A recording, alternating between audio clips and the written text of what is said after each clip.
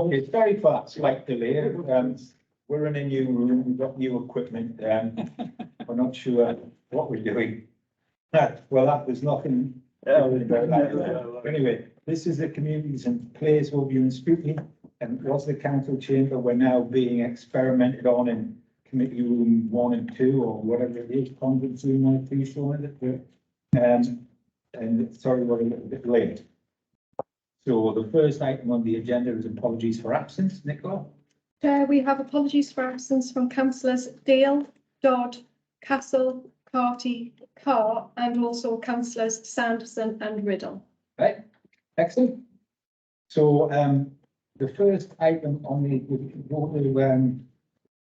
bring forward plan of family decisions. Sean, have you got anything to say about that? I don't really. I think it needs to be on the work programme is, but I have been notified of an additional item since the papers were circulated and getting printed for you, Chair, is that in September, Cabinet will consider a report with a declaration on ecological emergency. I'd like to consider it at this committee, if you would, I would put on the agenda for the 5th of October. Well, I think we definitely should be looking at if somebody's going to declare an emergency, then it needs, we need it kind of pass us by, sure. So yes, it's a short answer to that. I mean, it is, to be honest, I did put it on the programme soon, you would see. Yeah. Excellent, good. That's something. Sorry, Chair, a little bit of background behind that before. I could give you a bit of background if you want, Chair. All the 4 plan says is to consider a proposal that Nottingham County Council should declare an ecological emergency alongside the climate emergency, set up the potential reasons for doing so and a framework for actions to address this. That's all. You need to speak up, Sean. Okay, with the point of information, Councillor Morfitt, did you want to add something to that? I could add that Martin Sprinback and myself spoke to David Feiger and asked him whether he thought it would be a good thing if the County Council declared an ecological emergency to complement the climate emergency declaration. And he spoke to some other officers. Janice Rose was one of them, Rob Mifflin was the other. And now I hear that it's been taken forward and there's a report going to Cabinet. So well, there we are. All good. We've got you to thank for it. You have. Right. Okay. 4.1 electric vehicle charging strategy 22-25. We have our very good friends back here to talk to us about it. I'll just, before we get into it, just remind you that this has been through Cabinet. The recommendations are not for us. It's what Cabinet passed. We're just kind of looking for things we can ask about the recommendations, about what's going to happen, and generally scrutinise the report. But we're not. I guess we can you recommend stuff to the Cabinet, Sean? It's not that. We can't change these recommendations. No. So essentially, the decision's been made. You're asking so what? Yeah. And we have the gentleman here to tell us. Remember, you need to speak up.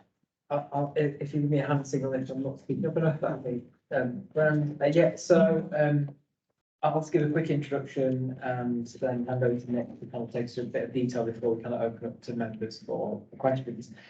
So this is one of the series of papers. You remember that we brought paper scrutiny back in February, which set out a number of kind of key recommendations that we wanted to follow through on in terms of climate change.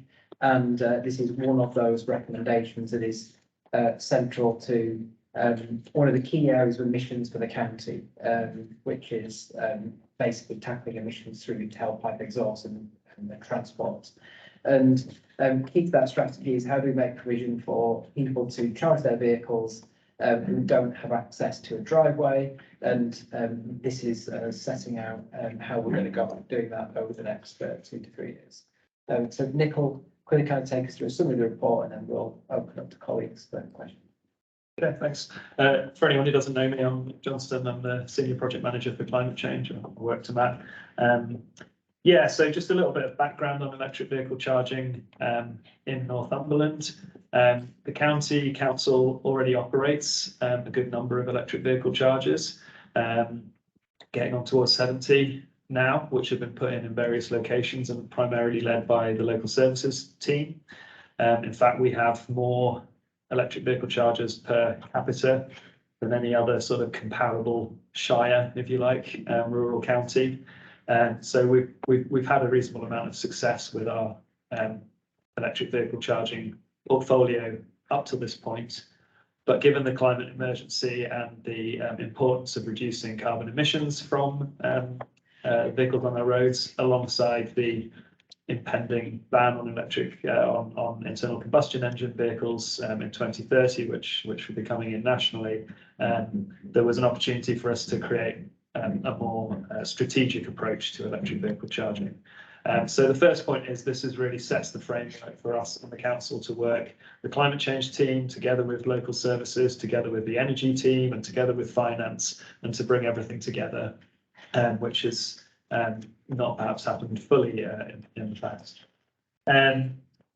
The second point to make, I guess, about the direction of our strategy is that we've considered quite carefully where we should fit into the landscape of electric vehicle charging, which is changing very quickly and developing rapidly. And as a council, we have access to quite a lot of upcoming government funding, which has certain eligibility criteria attached to it. And we're also in a position where we're not as motivated by profit as the private sector. And therefore, with both those things in mind, we've identified our residents who park on the street as the primary market that we should concern ourselves with, because without the correct infrastructure, those people have a pretty insurmountable barrier to ever purchasing an electric vehicle, because they won't be able to charge them at home in the way that residents with driveways can. And they're much less likely to be catered for by the private sector, who want primarily to drive super rapid charging where high revenue can be made. It also enables us to bid for funding from government, which is clearly targeted at that sector of the population. So that's kind of the top priority. We've set out a bit of a hierarchy in the paper in terms of how we go about selecting sites. With a lot of these areas, we can be reasonably clever, and we can kill two birds with one stone, as it were. We can provide infrastructure for residents who park on the street, but it's also in areas where there are visitors, there's through traffic, there's tourists, and they can be used by everybody. So those are the ideal areas where you can find somewhere that's going to get high use. But that's not necessarily to say that we wouldn't install them somewhere where they are primarily going to be used overnight by residents rather than through the day. There is still a need for and an opportunity to install more rapid charging infrastructure, which is primarily targeted at through traffic at short stops. And we put in the paper a little bit about additional rapid chargers in Berwick and Haltwhistle on two of our key trunk routes, where there's clear demand for more and where there are no current plans for the private sector to step in. And finally, just wanted to touch on the tariff. If you've studied the numbers in the paper, you'll see that there's been a deficit since we implemented a tariff last year. There's various reasons for that, which I can go into more detail in if you'd like me to. But going forward, this paper, as I say, sets the framework for us to work with our energy team and to understand the complexities of the purchasing of energy that we have in the council, and to ensure that going forward, the electric vehicle charging estate pays for itself and washes its face, which is what the intention is. And that allows us then to scale up this and provide a sustainable model going forward. So I'll leave it at that and take any questions. Excellent. Questions? You've stung everybody into silence. Councillor Morford. Thank you. I think I've got three questions. One is, how are people going to pay? Will it be by app like it is at the minute, or might we be going to contactless, which seems to me to be much better? Second question, or just a procedural question. if we're suggesting sites for new charges, do we now go through you or Diego? Because it's something I read on page 10 suggested possibly Diego. And the third question was, could you just explain, is this going to be revenue neutral, or are we going to lose money, or are we going to make a profit? Because I did look at the figures and it looked to me like this would be loss making for the foreseeable future. Okay, I'll take the three questions in order. The long-term intention certainly would be to move to contactless payment, and it is highly likely that the government is going to mandate that going forward anyway. It's possible that in the short term, as we install stock that we currently have, we continue using the app and there'll be some retrofitting of contactless.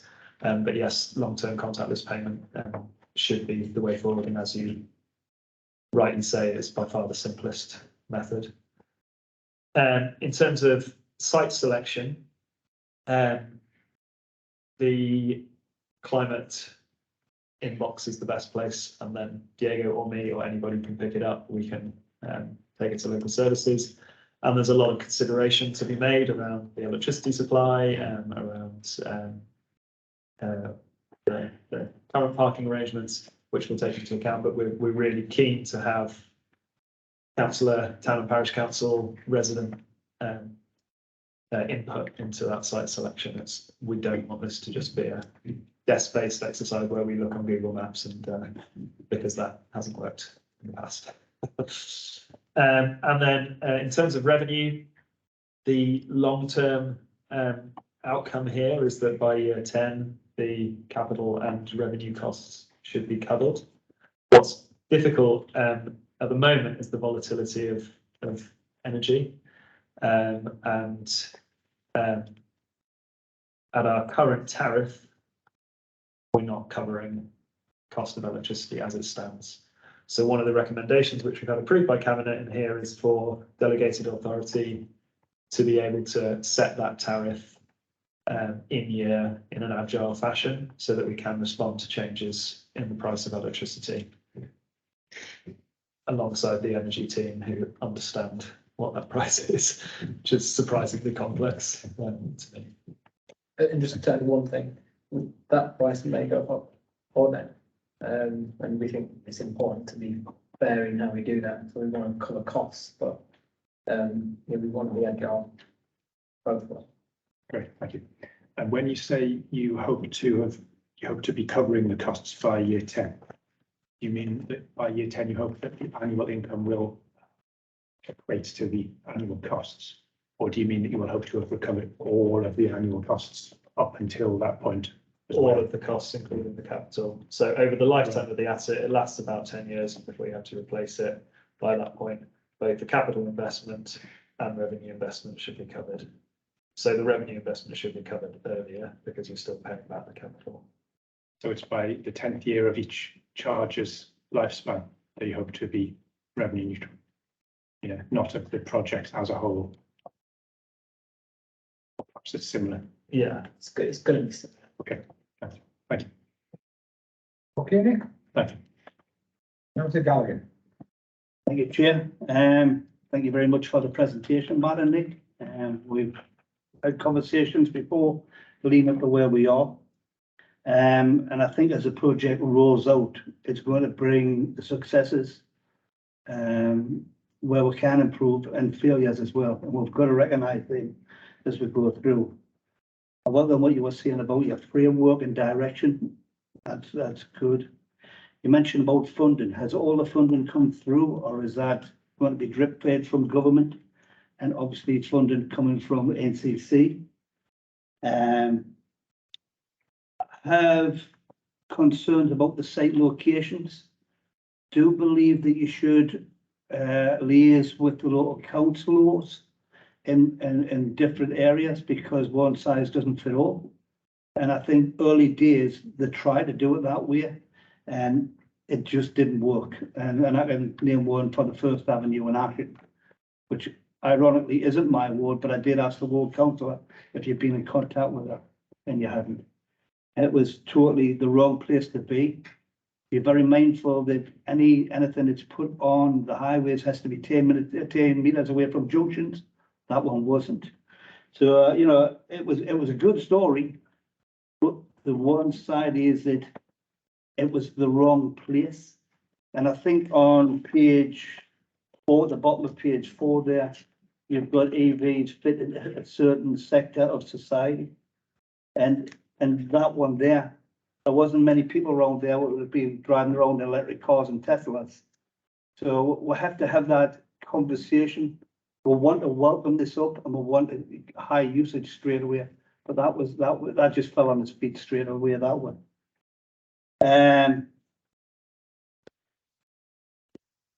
The idea of it washing its face, I don't think it'll ever happen.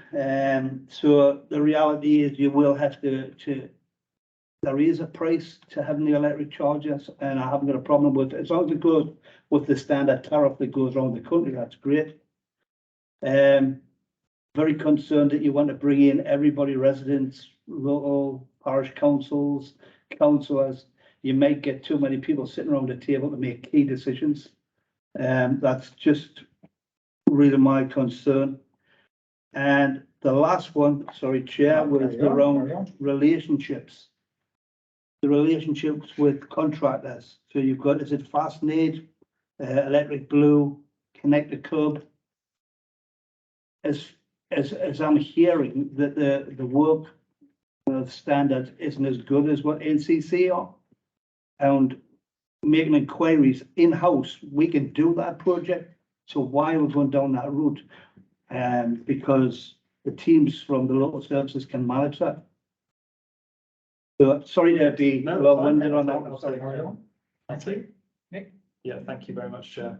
I can take each of those in turn. So in terms of the funding, part of this was approval for the bid. So the proposal here is subject to a successful bid to OZEV, we're the Office for Zero Emissions Vehicles.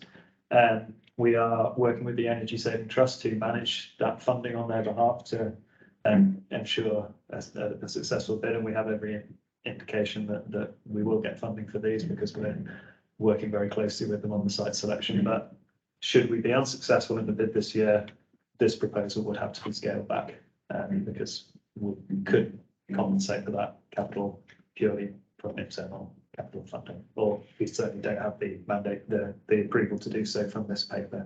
So there's a bid to come. In terms of site locations, Councillor Gove, back to funding question, was the NCC part of that? So that is secure. That's part of our combination of our climate change capital fund and a local services fund specifically ring fenced for EV chargers. So our match pieces in the budget and secured. It's the other part. It's a bit chicken and egg. We couldn't do the bid until we got the approval, and we obviously can't confirm we've got the approval till we've done the bid sort of thing. But we'll hear in the next. Okay, just coming back on funded, just one further question I probably didn't ask. Can councillors' small schemes be added to siting electric chargers? And, you know, I know the prices of them and I know what different wattages they bring out, but could the small schemes allowance be added to help you guys bring in your policies? Yes, that's the short answer. Obviously, there's an example in Lowick, I think, where a councillor wanted to pay through the small schemes, but it would have required a substation upgrade of nearly £1 million. In that case, it wasn't going to work. But yes, theoretically, yes. Well, the reason why I asked that question is that I've committed money to a scheme just to help that go through. Sorry. So in terms of site locations, there's a few things there. So I absolutely agree. And the list of site locations in here is indicative. It's already changed because of sort of site surveys and things. It's not really the point of this paper is about the wider strategy. And as we confirm the locations, we absolutely would seek your input. And indeed, Councillor Gallagher, you have contributed locations that we've put on the list, and thank you for that. The First Avenue charge point is part of a pilot program that we did in the last financial year into on-street charging, and we were approached by a third-party company who brought with them speedy access to this OZ funding that we wouldn't have had the resource to bid for in-house at the time. That programme has also installed chargers in Bellingham, Felton, Alnwick, Berwick, Corbridge, and Haltwhistle. And it's fair to say it's been a steep learning curve, that pilot, which in many respects is the purpose of a pilot. But we have encountered some issues along the way, as you rightly say, with quality, with siting, with a lot of aspects. And the intention going forward for everything from now would be to install it in-house because of the learning from that project. We have no intention to subcontract that. You can see out the front here what our team have installed at the front of County Hall and the level of quality, and it's far better than what we've seen from third parties. So yeah, fully agree with that. And it's Also important to note, allows us to build a local skills base, because the people who will be engaging with are people who are, you know, kind of engaged and employed by the council. So there's the budget for some apprentices to come in, and yeah, we just get a different benefit as well. The benefits Nick described, which I think is hopefully green is a good way. So yeah. In terms of the sort of sectors of society, we're very aware that current price point of electric vehicles makes them more popular with people with certain incomes. We're also aware that charging infrastructure prevents a barrier, as I said right at the beginning, for people who park on the street, who tend to be in more socioeconomically deprived locations. Not always, but can be the case. There's a sort of an evidence base in here on page 4, as you say, which, should you wish, you can read all those references, which shows us what direction of travel we're heading, and the cost of electric vehicles will come down over the next 5 years as more hit the second-hand markets, and as there's more on the market, and there's manufacturers produce vehicles at different price points. So all the evidence suggests that electric vehicles will become attractive to a wider sector of society, particularly because they're cheaper to run. So if some of those barriers for initial purchase are removed, then they become much more attractive. So we want to ensure that we're catering across the board as well. I don't think it would be right to install these all in areas of affluence, and you can see that the locations that we suggest are split across the whole county, both geographically and socioeconomically. In terms of standardization of tariffs, you mentioned around where we set our price point.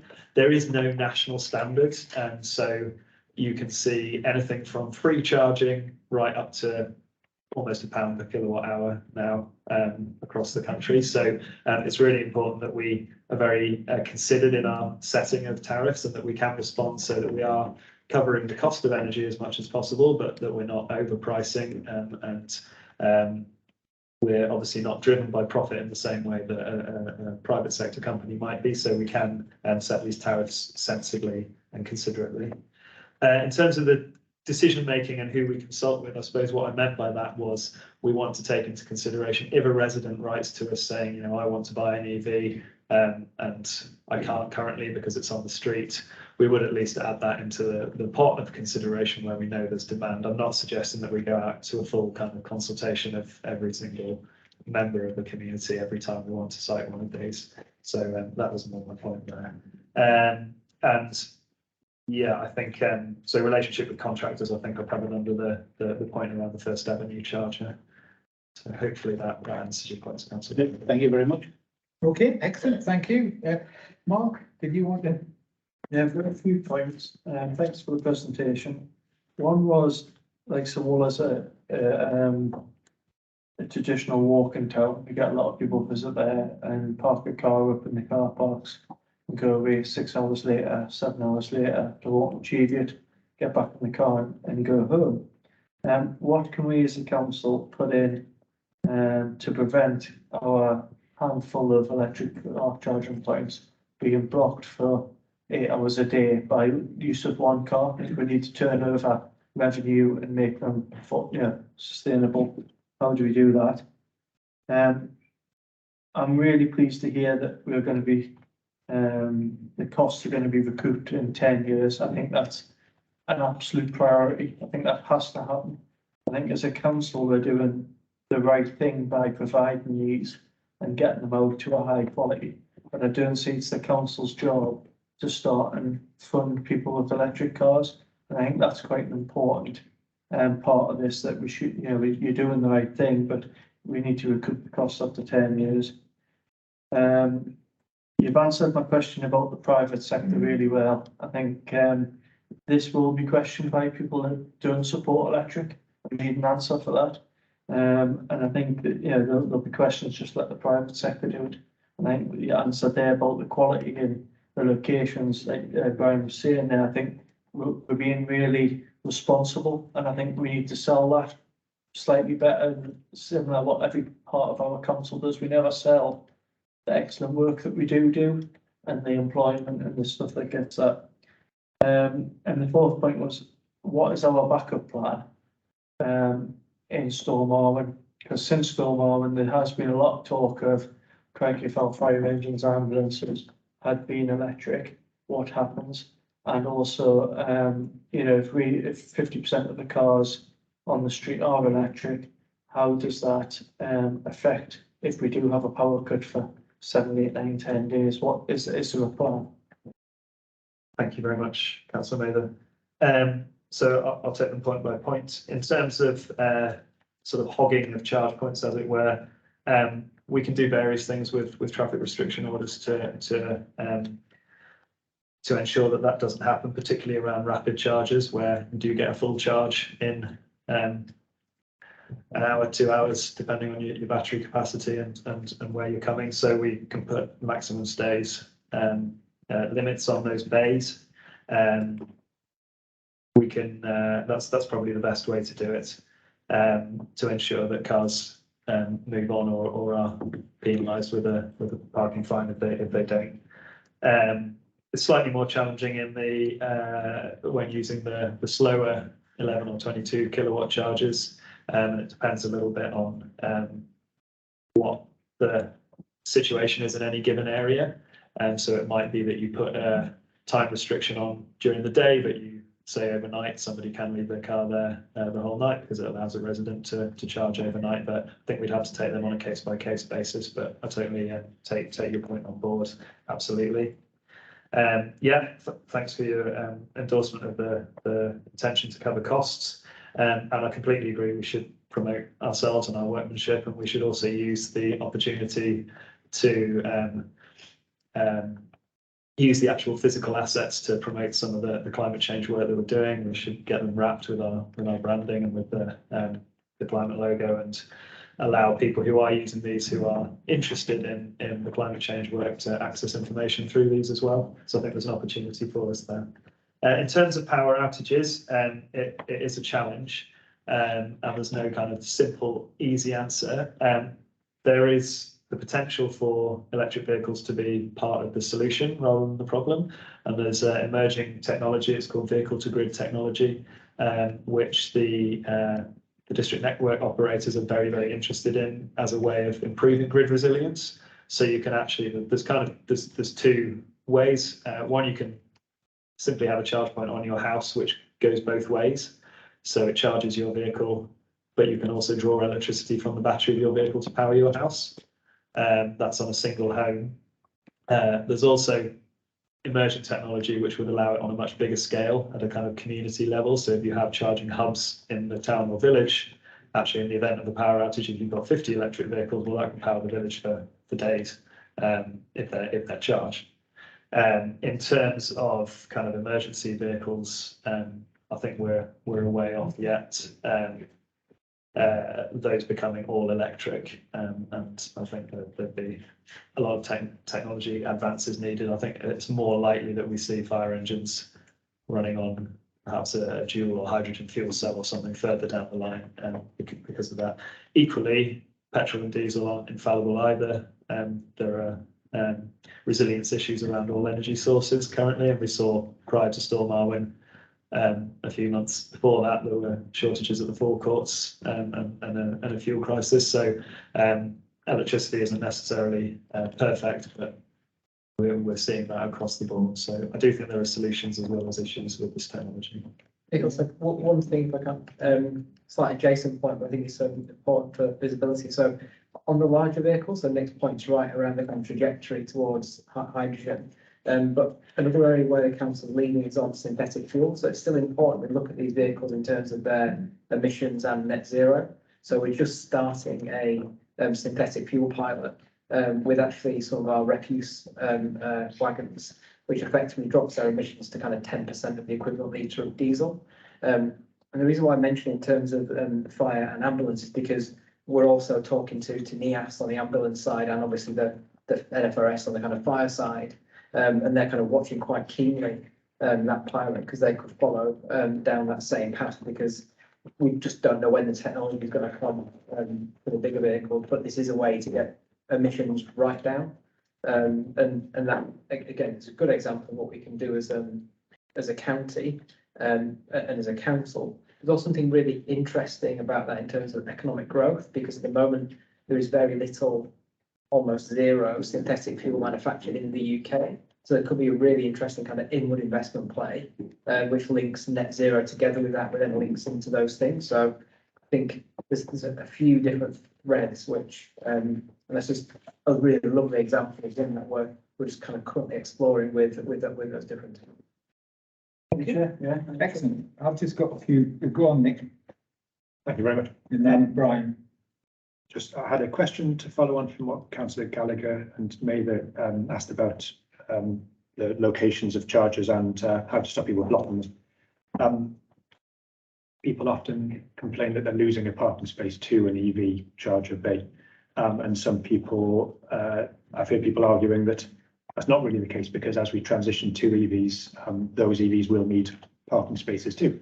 But it seems to me that charging bays aren't parking bays, because when you've finished charging your EV, you do need to move it, possibly to another parking bay. So we are depriving people of parking bays by installing EV charging bays. So how are we going to overcome the resentment that could cause? So there's a few different scenarios. I think if we're taking, in some cases you aren't losing a parking bay. If you're driving into Morpeth for 40 minutes to do some shopping and you charge, within that 40 minutes you're using the same space as you would have done to park. But I take your point. And I think it's particularly pertinent with the idea of having these on the street outside people's homes where cars are parked overnight charging. I think in the short term, what we've learned from the pilot where have put some of these right on the curbside, we have encountered some quite vocal opposition. I think in the short term, we are looking to identify locations which are particularly for the on-street charging, which are not currently heavy for parking areas. So the car parks near to terraced houses where funding will apply and where people parking on the street can use them, but which are also not directly outside a front door or not in a high sort of conflict area for parking. So, but there is a little bit of chicken and egg here, and as the balance tips towards electric vehicles, then more and more people will want these outside their home rather than not wanting them outside their home. And just pull on that thread slightly. So, for the minutes in 3 years' time, we'll get asked back because there aren't enough chargers outside people's homes, just so we can reference these minutes. But this is a massive behavioural change project, right? So that little bit of tension carefully managed in the system is going to be a real art, if you like, for us to try and kind of get right. We won't always get it right, and I think Councillor Gallagher made a point around learnings. I mean, we have learned so much from the pilot, which could feel like 4 hours of scrutiny, and Jeff would probably cut me off quite quickly. But that's why we're kind of doing this in the way that we're doing it. And I think it is a risk, and I think it's a risk we're really open to. But at the same time, I think it's a risk we're kind of comfortable carrying and trying to manage effectively for the reasons that Nick described, because it is most extreme. If it encourages someone to buy an EV in the second-hand market when they would have bought a petrol car because there's an EV charging bay really near their home, that might be okay, right? So I think that in a nutshell is some of the tension which we're going to have to, lean into and be really open about. And I think it's good tension. Okay, Nick? Thank you. Yeah. Councillor Gallagher? Thank you, Chair. Same again, I think it's location seems to be the delicate conversation of the day. We as councillors live in different areas, urban, rural, towns, villages, and they all bring different problems. One of the things, and I'm coming back maybe to First Avenue, the location of where it was, give its own problem as well, because that was a side trunk road for the town. And if we keep filling these, people live in terraced houses, and if it's going to be at the bottom of that terrace, so it actually gives a new highway problem. And I found that, especially around there with that being a permit scheme around there that was pretty wide reaching, but the location gave a bottleneck to that. So that's something we've really got to think about. And I believe that if we put chargers a wee bit away in a correct place, just like what Nick said about car parks and open spaces, it's the old Philip, you build it and they will come. And ironically, County Hall tells you that, because on a night time, we've got residents from over the road here that will come and charge their cars here. So it doesn't necessarily for first stage to have to be outside somebody's house. And on new builds, I think that it should be a condition now for in planning processes that we, at the very least, have the infrastructure, even the cables there ready to put in, so we're not going back and digging it up. So thanks, Chair. Yeah, I completely agree. And it is now part of building regulations to install charge points on new builds. See that, Brian, instantly you say something, it's happening. That's Well, I what was going to say that's what comes from the Labour Party. Okay, yeah, Nick? Would it be possible to make a couple of points? Yeah. Thank you. First is just that it's great to see that you'll be looking at more accessible charge points next year. That's brilliant. Second one is, I just want to point out, I think I've probably said it to this committee before, but EVs aren't a silver bullet.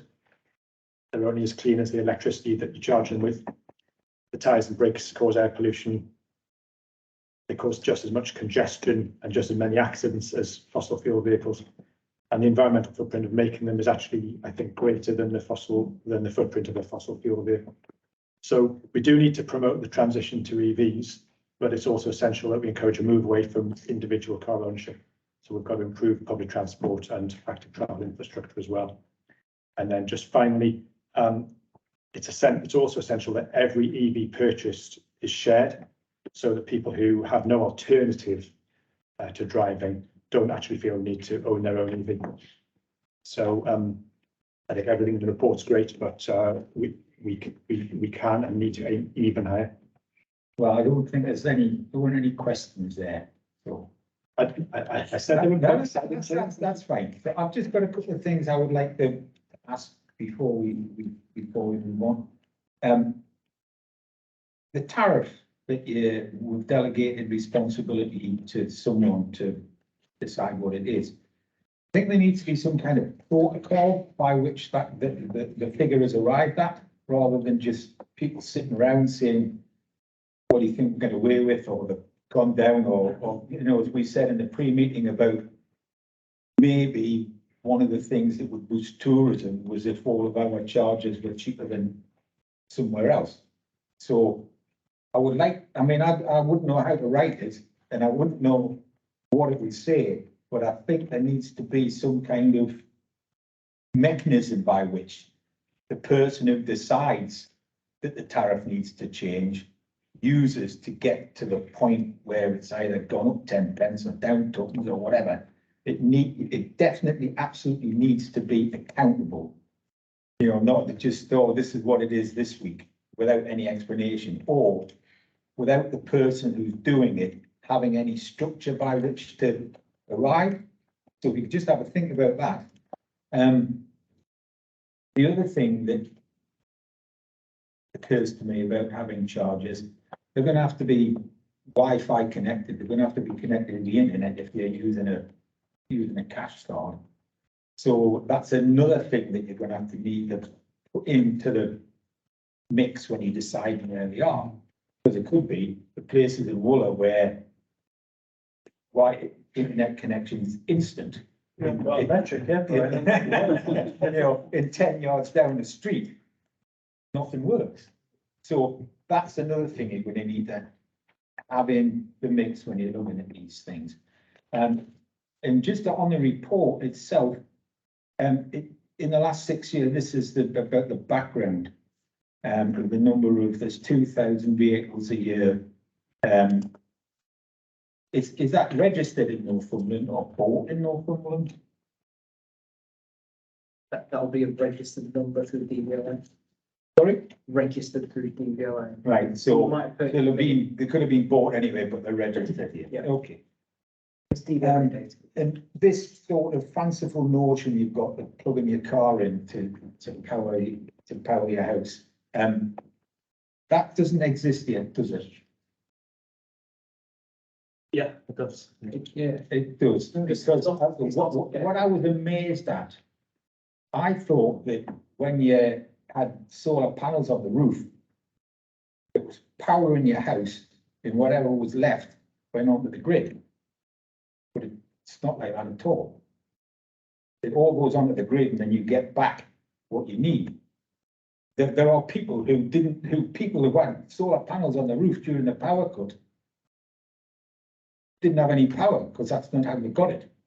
So would need, you know, is this a retrofit? That line, it just confuses me. If this is about the future, with all of this stuff, we need to try and future-proof. And I don't know why anybody didn't think in the first place, oh, a great idea, we've got a massive battery here. If the power goes out across the country, we can just reverse the flow. But it's not, you know, that technology doesn't exist. And what I would like to know is, I know nothing about electricity at all. But I do know that my house works on 240 volt. So how does whatever the cars work on 3 amps or 5 amps or whatever? I don't know what the collation between the two things is. But I can't see how a car is going to power a house for more than a day, never mind weeks. So that's just, That's a question, Chair. yeah, of course it can. So if the solar panels, you can't get electric off them when the power's off, Yeah, because the power can't go back down the wire because you're going to electrocute the man fixing Yeah. the wire. So can the solar panel on the roof, if you have an isolator, so you can't backfeed, are you thinking that your solar panel on the roof feeds each car and you just use your car's mobile power pack to then do your home? So there's right, yeah, well, yeah. there's a lot of different permutations and technologies and I'll go through some of them in a little bit. Is that all the questions, Chair? Oh, you're joking. So, in terms of tariff, We just need this, we should try and, if we're going down this route, we should try and think, we should try and future-proof this stuff. Like, for instance, when they decided, oh, I'll tell you what, we could actually, in an emergency, use the car to power the house. Well, when they thought of that in the first place, why didn't they then just say, well, it's going to cost us £5 to make sure that building it, it'll do that. but retrofitting the stuff's like 2,000 quid or something. So we need to be encouraging people to think along those lines, I think. And I think there's probably far too much here. If you look on page 9, there's a date 21-22 in there.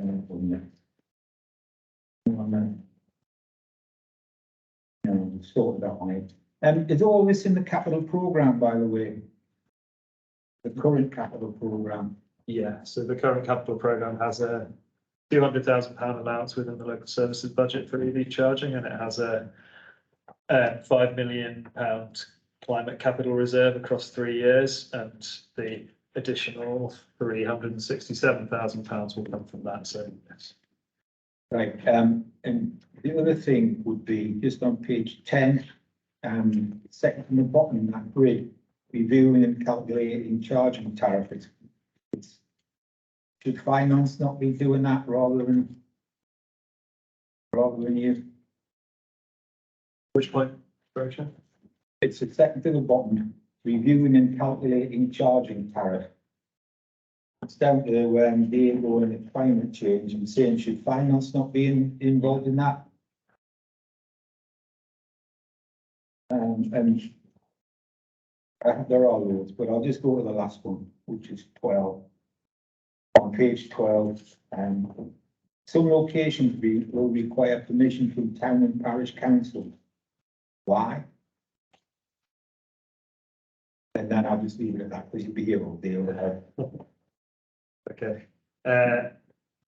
So the protocol for setting the tariff. Yeah, absolutely. We've asked for delegated authority. We would always have to write a delegated decision paper and have that signed. So we would absolutely show our workings in there. There's well, could we say that? Could we have that back here? You know, not every decision, but just the structure by which you're getting to that figure. Yeah. It would be, you know, it's obviously some kind of, you know, what's the weather like and all of that stuff. And if there are any considerations about competitiveness and that sort of thing, it would be interesting to see it. Yeah, absolutely. We can publish our methodology and send that through this group.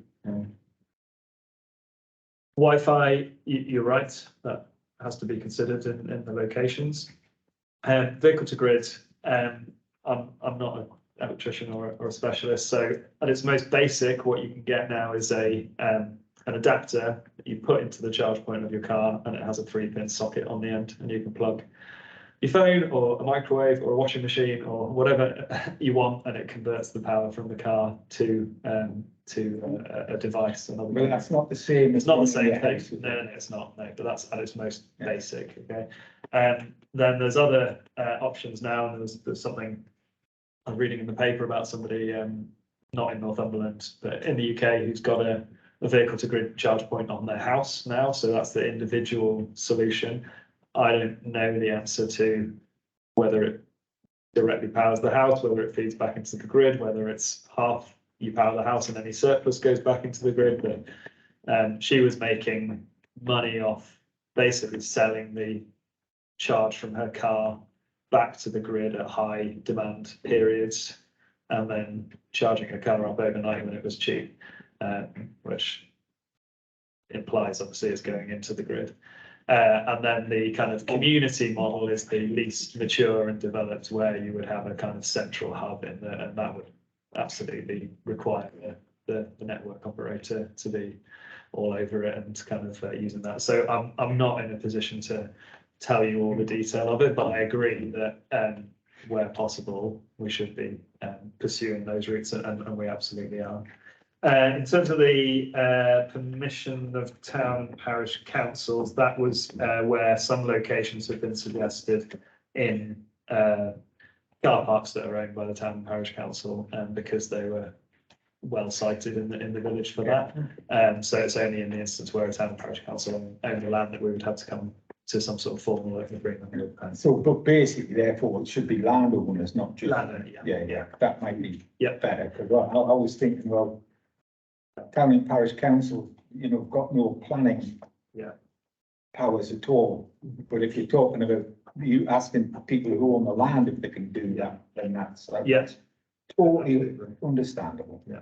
And yes, I agree, finance should be at the heart of reviewing and calculating the charging tariff, and we will amend that to ensure. Well, just as long as they're involved, it's like, you know, and what, this is all supposed to be like a whole council thing. Yeah. And I know we've talked about silos before, well, we kind of need you to break those silos down and have a bit of connectivity between us all about, you know.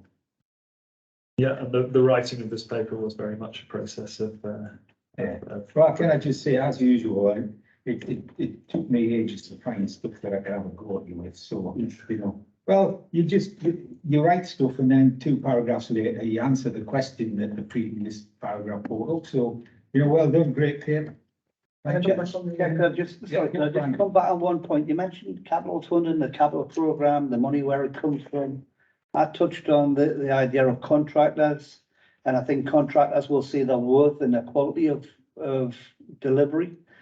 But what I did say was we have got a team in Northumberland County Council who are really highly respected and give excellent quality of work out. I can only see that program of work increasing, which in itself will bring in a revenue. Will that increased revenue be rediverted back into your program, or will it go into Northumberland County coffers, Northumberland County Council coffers? I would like to think it came back to you guys as an increased allowance for to try and help your programs. Well, I think we answer that question too. Let us break even first. Okay, what you wouldn't want. And then Just come back to the chair, you've got to look at the future. Yeah, but what you wouldn't want is say, well, you're making a deficit, so we're gonna have that off you. so I think we're kind of clear what we're trying to sort of break even. Just the point around the kind of future technology and that future proofing, I completely agree, and it's kind of moving super fast. The climate action plan, which I think Nick, we've got a copy of there because he takes it within most places, kind of runs through to sort of the end of this kind of current financial year. So part of that will refresh that paper the next 2-year review. We'll make sure in there's a really appropriate thorough bit of research around some of the technology that Nick's describing. And just other car makers are available, but if you were to look at Hyundai, they seem to be kind of furthest on at the moment. It's some of that sort of tech if you're interested in looking at it, but we'll kind of make sure that there's something quite specific and thorough about that technology in the next version of the action plan, which obviously will come through this kind of scrutiny route going forward. Okay, excellent. Are we done, gents? I think we are. Thank you for your I time. just have one last point. Yeah, So you can. into this, but adjacent. So at previous scrutiny committee, we talked about kind of the broader update, and one of the items in there was around training around climate change for members. And I want to say that we're now in a position where we want to roll that out across all members. And we weren't sure the best way to do this, so I thought I'd mention it here. We basically need members to kind of go onto the learning platform, sign on. There's 2 half-day events, and we'll kind of run them over the next, well, however long we need to run them to get all the council. So if we could put it in the minutes, but would also appreciate colleagues could talk to their other colleagues. Have a contact and democratic services who coordinates member training, don't we, Nicholas, so we can see a little. Time for that one, Chris. Yeah, so we'll sort that out. Perfect. We'll run round and we'll get in touch with you. And Nick just said it's not yet underlined together, but it will be very short, so we'll get the timing right. But I guess I just wanted to know that we're ready to go with the training. That's an important part of our strategy to get that level of awareness consistent across all. Excellent. Well, thank you very much, gents. On the 3rd attempt, I'll try and stop you. Been a pleasure to see you both again. Look forward to seeing you next time. You can stay if you wish, but I'm sure you've got more exciting things to do. It's not a lot more exciting food waste. It's a very relevant item coming up. So And You can stay if you like, but I assume you've got the world to stay with. Right. So here we are at 4.2, Northumberland Waste Management Strategy proposed food waste recycling pilot scheme. just remind you again that this went to cabinet and the decisions have already been taken. We're just in the same area as where we were, we're just asking for depth and questions about how the system's going to work and all the rest of this. Now, we have the 5-hour presentation you said, didn't you? I've been advised, thank you, Chair. Put it out. So we're going to have, you're going to chat to us for a bit. Do you want us to introduce ourselves or? Well, I'll just introduce myself. Thank you very much, Chair. Colin Curtis. I've been with the County Council since January last year. I'm the Council's resource and waste manager, so I look after the disposal contracts for the council. I report to Greg Gavin in Neighbourhood Services. So I'll literally today just go through the high levels of the report and why we're doing it, and then sort of open up to your And questions. you've seen the kind of questions we're going to get asked of me to go as it's in. We have Councillor Morford, Councillor Gallagher, Councillor Lang, Councillor Reid, Councillor Mailer. You see, and Sean Nicholson is our scrutiny officer. So if you just want to So start and then we'll see where we'll get to. thank you. Okay. So 2 projects this report covered, remember, complementary. One is the curbside collection of food waste to 4,800 properties across central Northumberland. And the other part of the project in the report is to provide a home compost bin to some rural areas across the county. And the report explains why I won't, but we'll get into that detail later. And the reason we want to do the trials now or in the next sort of few months is that we have it on good account that government are going to mandate this. The enabling legislation went through last November in the form of the Environment Act. So that effectively said, in terms of consistency, they want to see councils providing a unified waste collection service, whether it's for dry recycling or for food waste.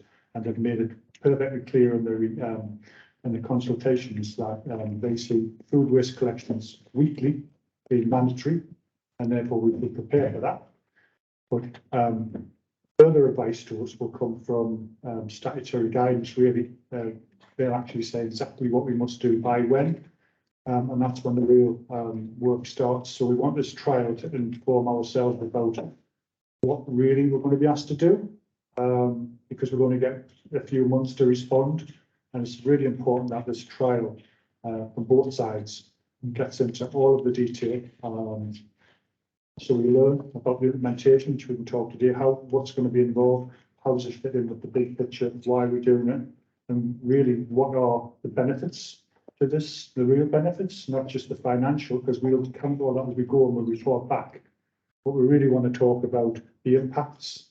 So we can come back through this group to sort of report on the overall benefits and where there potentially will be nets and gains. So we will be looking at the net carbon impact of the additional vehicles that we would potentially have to sort of deploy to collect weekly food collections at the moment. This trial is only for one vehicle operating at the moment, remember. If we want to provide weekly food collections across the whole county, from the modelling we did 2 years ago, we're talking around 25 vehicles quite easily. That's a lot of extra vehicles, a lot of extra energy. So we need to take that into account and take into account the additional material and food waste that we collect against the actual environmental cost. We're waiting for that detailed guidance from government, because we think within there will be some allowance for the council to take into account its own personal circumstances.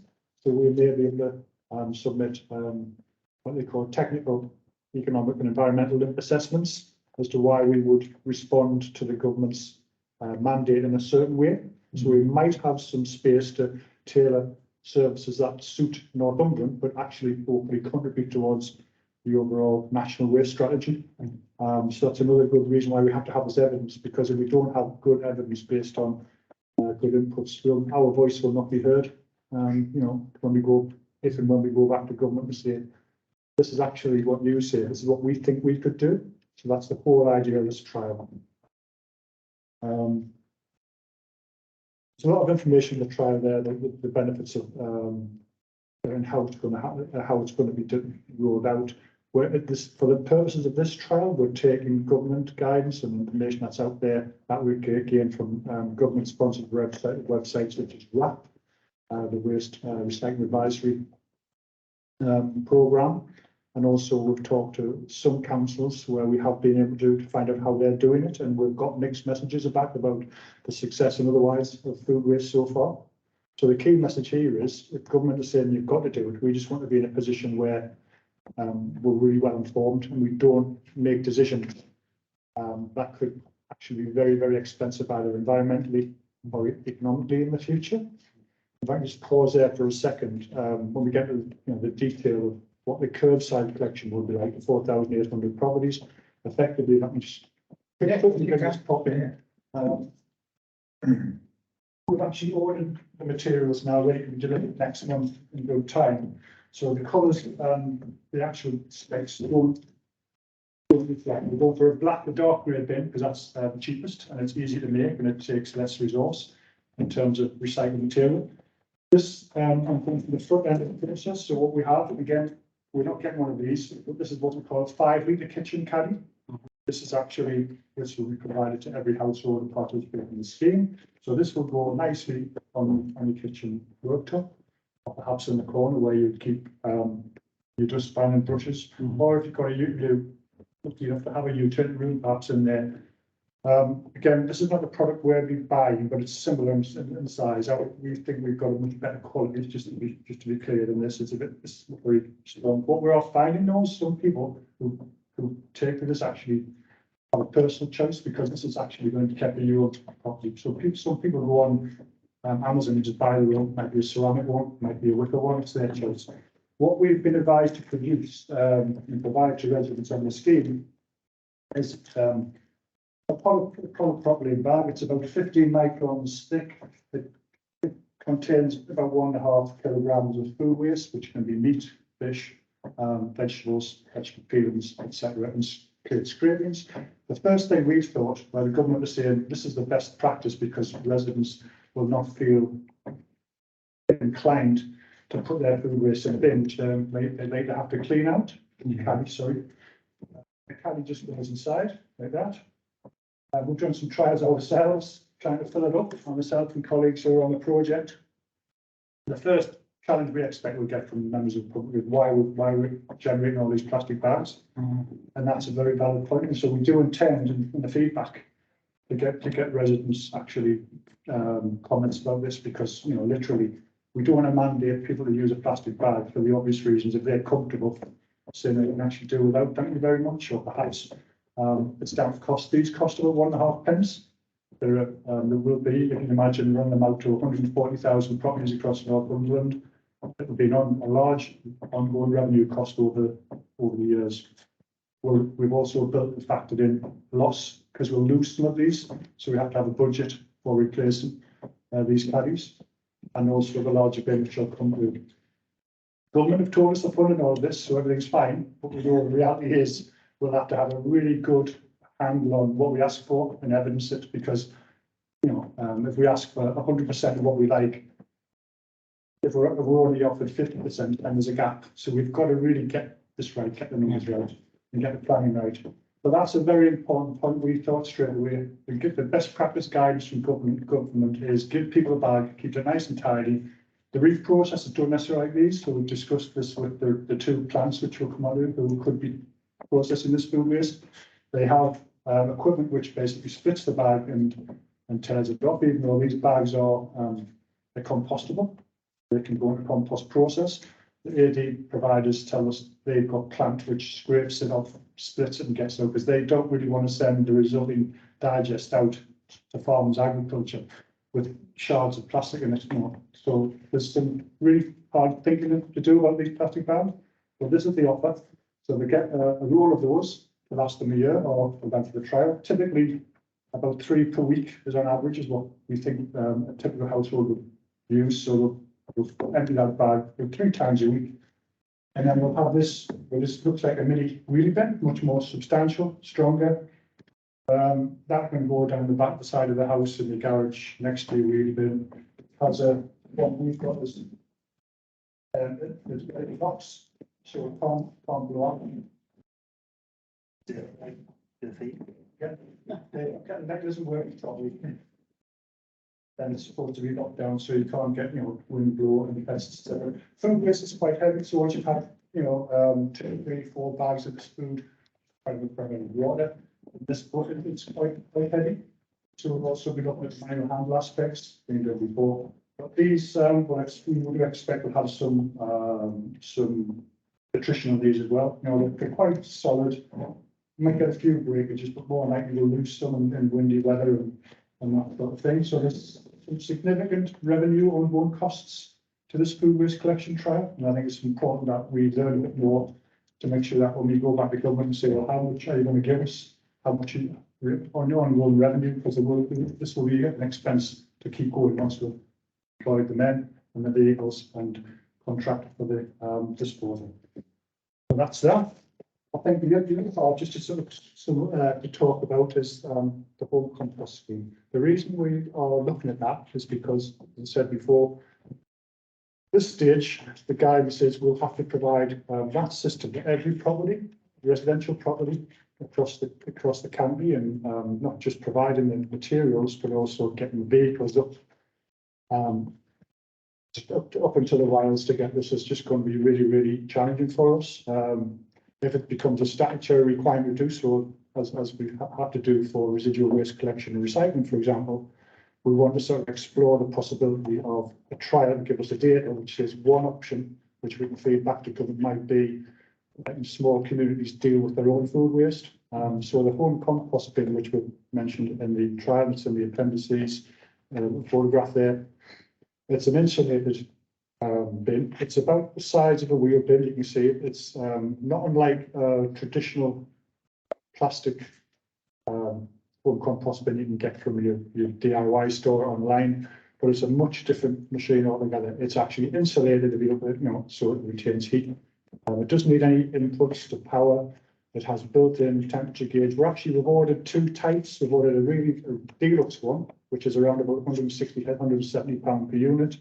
And we've ordered one around about 100 pound, but they're both insulated. They've both been tested over the last 10 years to be really, really reliable and taking the potentially harmful part of the content, which is fish, plates, meat, and those sort of foods, which if you put them in a normal compost bin and didn't get the operating temperatures, there's a good chance you'd probably not deal with the pathogens and end up with effectively a half-cooked product, which wouldn't be really good and environmentally friendly to put on your garden. It's page 37 if you want to see it.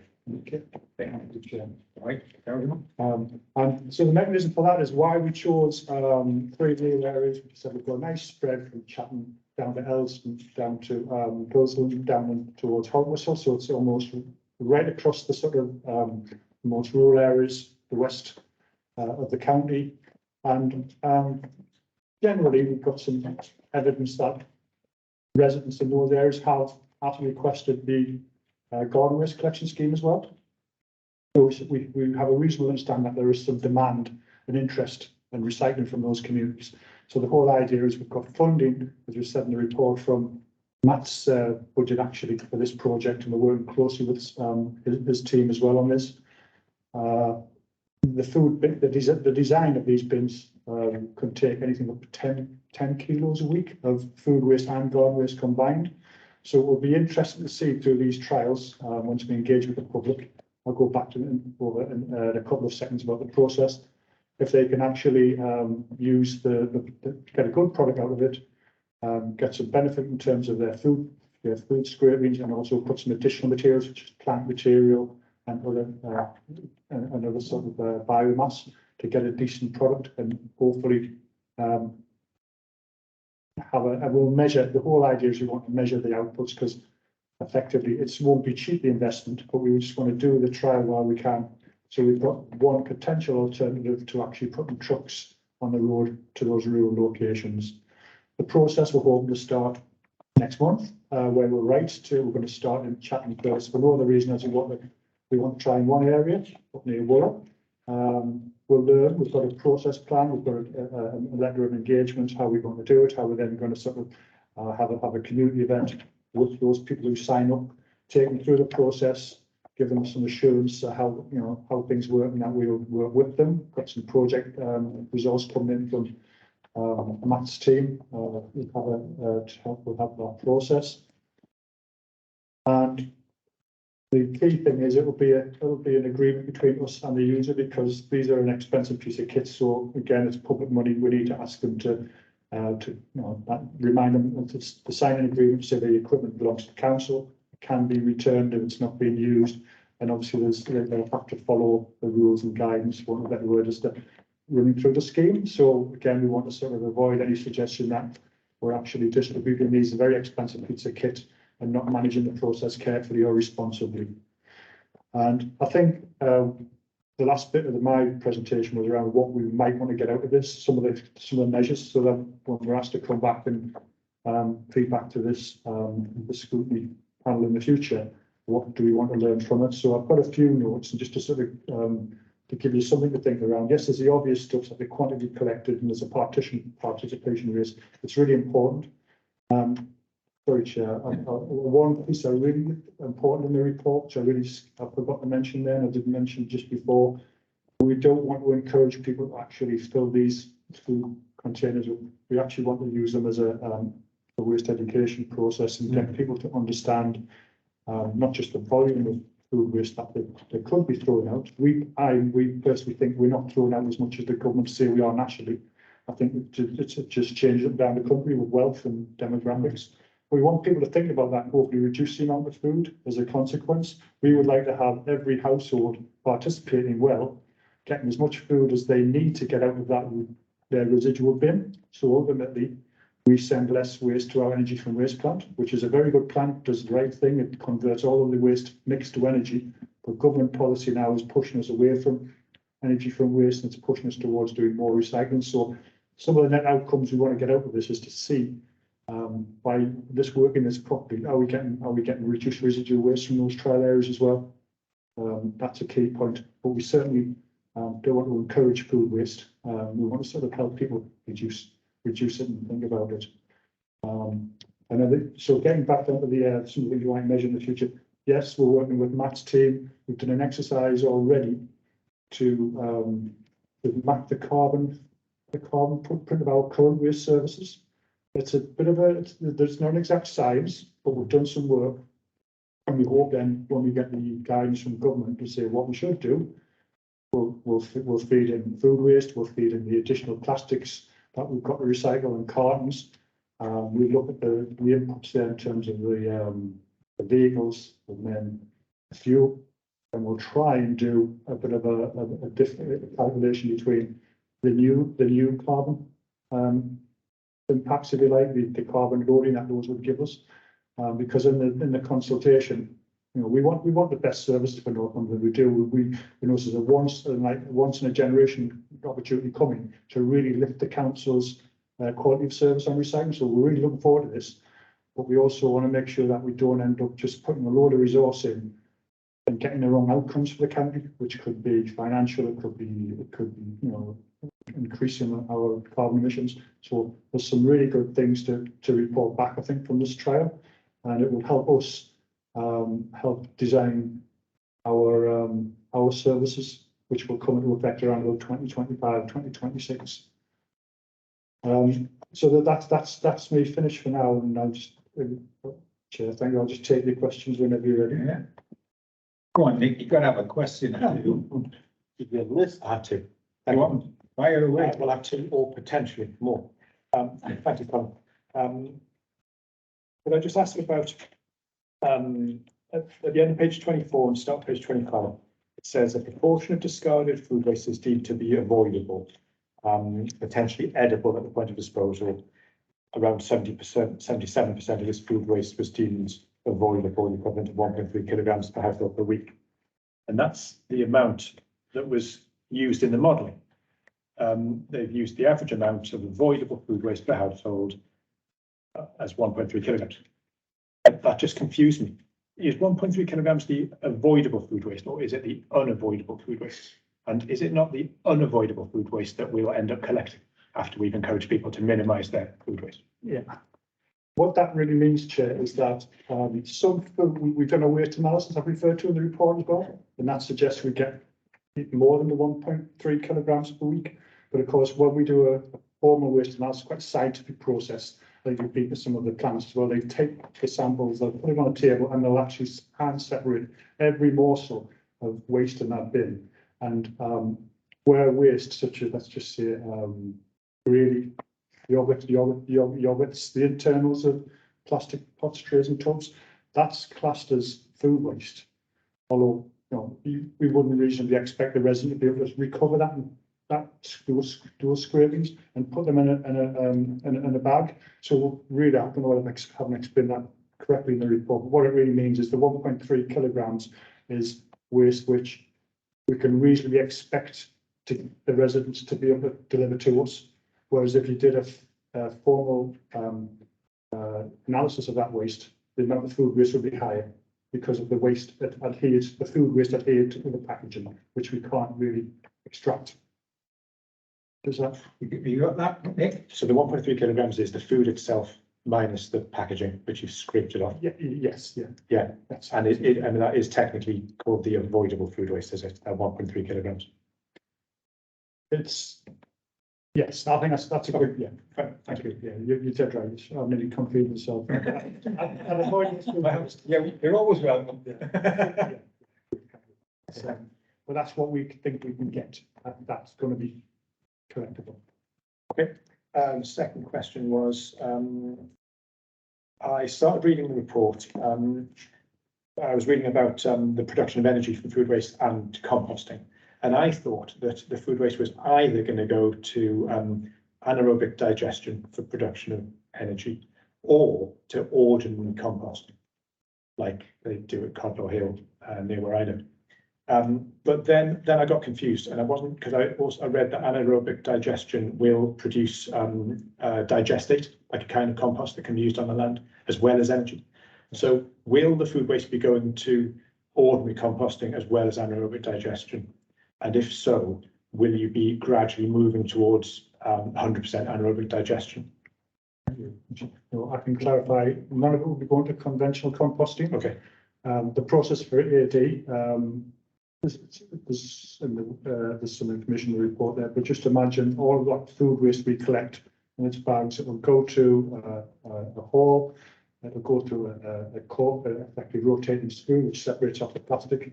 And then all it really does is put that soup, or mixes it up into a nice soup, it puts it into vats, sealed vats, and that natural digestion, or that biodegradable process, if you like, fermentation, that starts to happen really, really quickly under pressure and temperature conditions in a steel system. That starts generating the gas, the biogas. It's not quite the same as obviously the TAN gas that we would understand it, but it's similar in nature. So that gas is captured, and the gas that comes off, there's two routes potentially for it, depending on the setup. Anaerobic digestion is designed to then create renewable energy, electrical energy from that gas, almost like what you've seen on the landfill site, and effectively the energy from waste plant.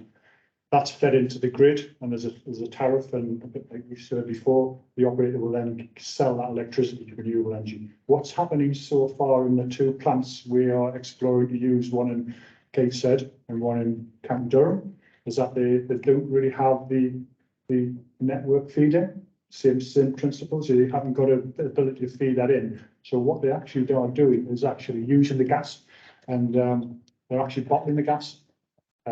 Sometimes they take a sample, they might have to feed a small amount of what we call natural gas in there to sort of get the quality up to acceptable levels, and then it can be bottled or it can be fed into the natural gas pipeline. So that seemed to be a new way. So 5 years ago, we all assumed energy from this anaerobic digestion process would go to electricity. But it looks like now they're moving towards gas, mainly because there's pressures and issues with getting connections into the grid. So they do have the option to sort of feed the electricity back into the grid as well, but for now both plants are actually producing their own gas. And then that's that part. The next part of the process, you end up with this digestate in the bottom of the tank. That's removed by a tanker, and it's actually then taken to agricultural use as a soil, as a fertilised soil improver. That process is managed carefully by usually mapped with, what's the environment in LBS. So that material has to be tested to be, and it has to be monitored to make sure it's fit as a product to go on to land spreading for agriculture. And there's a testing and a soil sampling protocol in place, which farmers who have that exercise will know how it's all about. So that's the other outlet for the material that comes. So it's effectively gas, energy off the top, and the sludge and the digestate off the bottom goes to land. So it's quite that's why the reported benefits are much higher than, say, energy from waste, because you've just got that, you've got really nice closed loop approach. Thank you. Yeah, it sounds great. And did you say that the AD plants are likely to be in Gateshead and or County Durham? Yes, there are two existing permanent sites. It's a fledgling technology at the moment. There is nationally a shortage of this infrastructure. So our pilot trial will collect no more than 500 to 700 tonnes a year. So we can take that material to these two existing plants. It's just the costs aren't as efficient as we were if we were taking larger quantities, and to a more locally based site, which we can maybe come on to in the discussion later. But these are existing sites, so you have commercial collections from restaurants, prisons, public sector. So anybody currently collecting food waste will take waste to that plant. Food waste is more it's more established in Scotland, where it was mandatory obviously 5 years ago, and there's a bit more activity going on in the Midlands and the south of England. So in the north, we're a bit behind.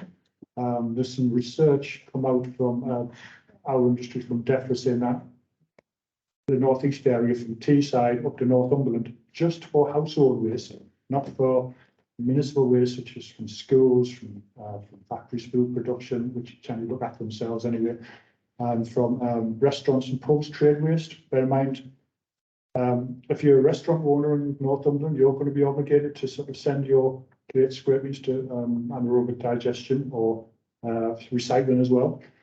So we can often overlook the bigger picture that's coming forward. So effectively,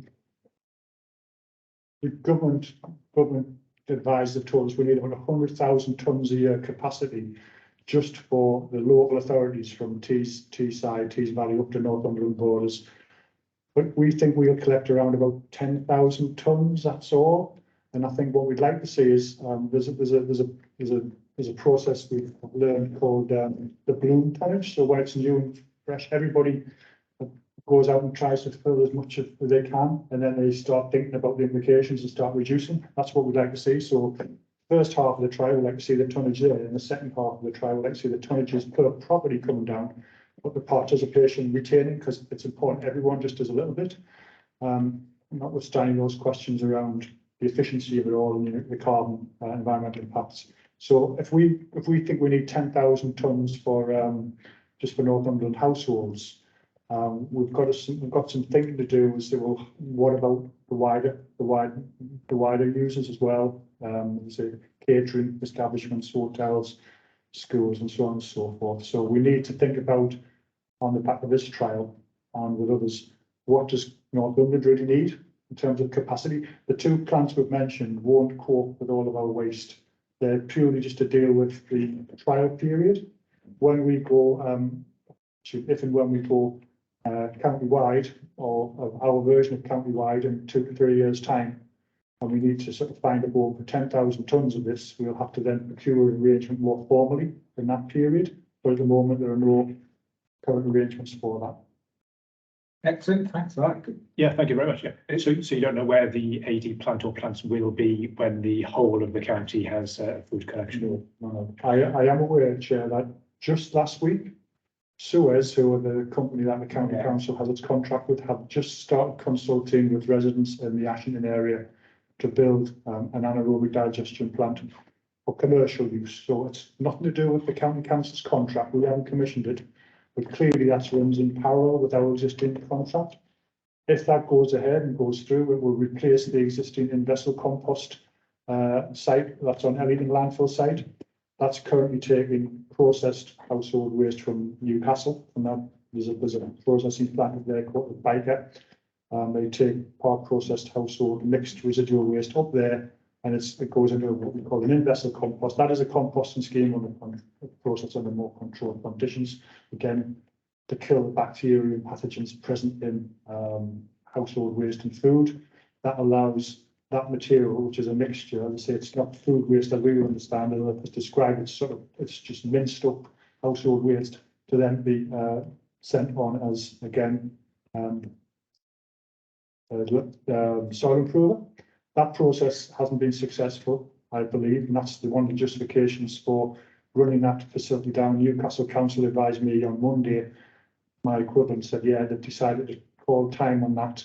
We're going to run that down, and subject to planning permission, what Suez, we have the same contractor, Newcastle and ourselves, different contracts.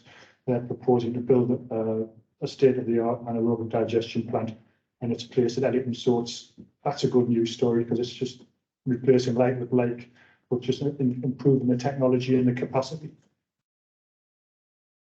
There we are. Thank you. And sorry, just last very quick question. Did you say that the new plant would be in Ashington or on the site of the current? On the site, exactly the same site. So if you know what it is near Ashington, yeah. Yeah, on the Ellington landfill. Yeah, fine. Thank you. Yeah. Thank you very much. Right, Councillor Gallagher, I wasn't even going to ask you to raise your hand, so fire away. Great, thank you very much for your presentation, Colin. Just a couple of comments and questions. On the back of the roadside collection of glass in various places around Northumberland. When I was a reflection on that, the area kind of widened. So we found that there wasn't a lot of glass coming from various houses. So that project, not everybody was dealing with glass collection. Basically, what I'm trying to say is that may be an issue for yourselves, and are you prepared for that? The area may get extended. You touched on the idea of supermarkets and bars and restaurants and takeaway. What I would like to see as we move on with these policies is enforcement around that as well. Because it's fairly, Northumberland County Council kind of want to talk to people, but everybody knows right and wrong. And the reality is we have to enforce any break of the rules. Bit concerned about the design of the bin, because it seems to be a smaller version of larger bins with a floppy handle, and I like the idea of the locking mechanism. I'm not too keen on the length of the lid, and the reason being is that's where most of our complaints come from. And the idea of them, I'm not sure what the weight of them are, but the thing is, a lot of larger bins fall around in the winter time and the high winds.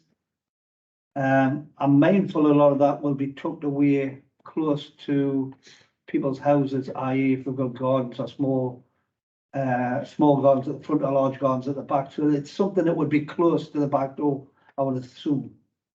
So I don't think it'll be a problem, but I think on the day that they go out, it will be a problem. And I think that why are we looking at a square, a rectangular type thing? Why don't we look at a round thing that the wind can actually go around, and the base of them being weighted as well? Not to the extent where they're really heavy, but in the same respect, you know, we have to look after the disabled and vulnerable and the elderly people that may not be able to carry it, but it is a problem. Can't understand why we're going to give anybody a small black bin in the house, because and there's a reason for why I'm asking that most people, I can ask a question in this committee, we've all got those type of bins already in the houses anyway with plastic bags in. So the reality is, why are we giving a small bin to take to another bin when we could actually just go straight there? And for the reason I was saying before, it's small. You know, if it doesn't smell, a lot of people might even just keep them in the house or at the back of the properties. So the reality is that I can't understand why we have them, but we also should look at the plastic bag situation. We should do a 50-50. And a 50-50 meaning plastic bags and paper bags. Because some of the paper, some of the waste that we're going to put in there may go into a paper bag. So if it's dare I say a chicken or anything like that, that would go in there. Doesn't necessarily always have to go into a plastic bag. I like the idea of the garden waste and the food waste going together. That's, you know, that's forward thinking. The one thing that hasn't been touched on is that the larger bins that get emptied were green ones and mainly were black ones, irrespective of which they are, blue or black. We have a team, and I'm sure that they're all over the county. They come along there and clean your bins out after the bin man's been there, right? So we need to put some enforcement and some conditions around these bins, because if the bins are left out, these contracts are picked up by these organisations that have a compressor and water within the back of their vehicle. Where does the wastewater go? It goes straight into the gutter. What's that going to bring? It's going to bring the weeds back in the gutters. It's going to bring vermin because they'll smell it. So there has to be some conditions around all of the waste as it leaves, but also how the containers treat afterwards. And same again, enforcement. Coming back to your point about the plant in Ashington, that's the first I've heard about it.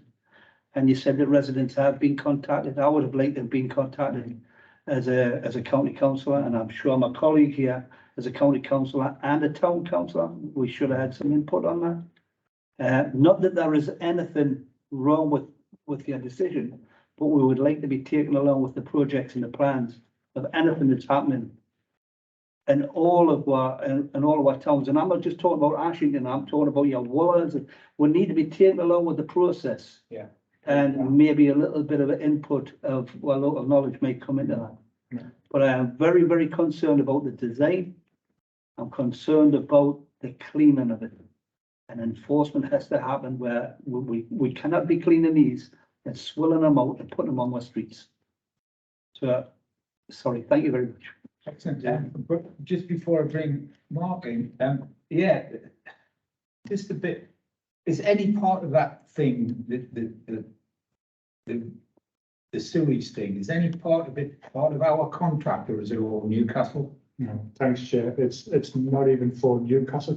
I'm glad I could answer that one first. You know, I think it's a very good point you make, Councillor Elliott. We had no direct involvement in that. We were told as a courtesy last week that this information gone out, so it's new to us, and that's sort of understandable. I think I would have liked for us to be involved, but actually, Sue has made the point. This is effectively a national Suez national initiative. It's nothing to do with our contract. It's actually nothing to do with Newcastle Council's contract. Newcastle Council are currently in procurement for a brand new waste treatment facility, which is located down in Teesside. So they'll be pulling away from completely. So Suez nationally have decided that, looking at the policy as we are doing, they've earmarked that site as a strategic site, and probably with many others up and down the country, to put that infrastructure there. So I think that's a very good point. At any point that we become involved in this process, we will certainly involve members and everybody in that process. Yeah. So caught us on the hop. Suez regionally, our regional manager has said, look, you know, just to be clear, it's nothing to do with our current contract. So when I said before, it helps to bring infrastructure to the region because it gives us more of an option. Any decisions the county council makes on where it sends its food waste in the future will have to be through the contract and through our procurement processes as they are. So I think I really appreciate you bringing that out, Yeah. Councillor and Chair. I hope that's answered the question. Just to come back on that point, that's been very swift and direct and positive conversations around the pop and burn site itself, which is adjacent to that. And, you know, there's a plan of £1.6 million from British Vault to offload the carbon footprint. So it was a conversation to have, to link up. The one isn't hurting the other one. And I just think that things may have been done in haste or decided in haste. There may have been nothing in it, but I think a conversation still needs to take place for reassurance for both parties. And I'm sure the planning application process, we will be, and the council will be consulting. We'll have to take that opportunity very carefully to how we respond. The council isn't keen on saying no to anything. The local councillors are. Yeah, apart from saying no to us, councillor Gallagher, but that's another story. Anyway, so Mark, did you? Yeah, concerned that we're leaving this stuff away to AD plants outside the county. I think if sewers are going to build an AD plant in the county, I think that's actually very exciting. I don't know if Allington is the right location, because it won't be just food waste feeding it, as well as a lot of agricultural waste goes in there, food byproducts, pot ale syrup from Scotland. You know, it's fed basically as a cow, it's concrete cow, and it's, you know, the products mixed with everything else to make a feed the cow to get it more productive. So I think we should be looking and discussing with sewers whether there's another location outside of Allington it would be better. It could be fed locally from local waste. But I do think that, you know, it has to be in the county. I think that we should be self-sufficient.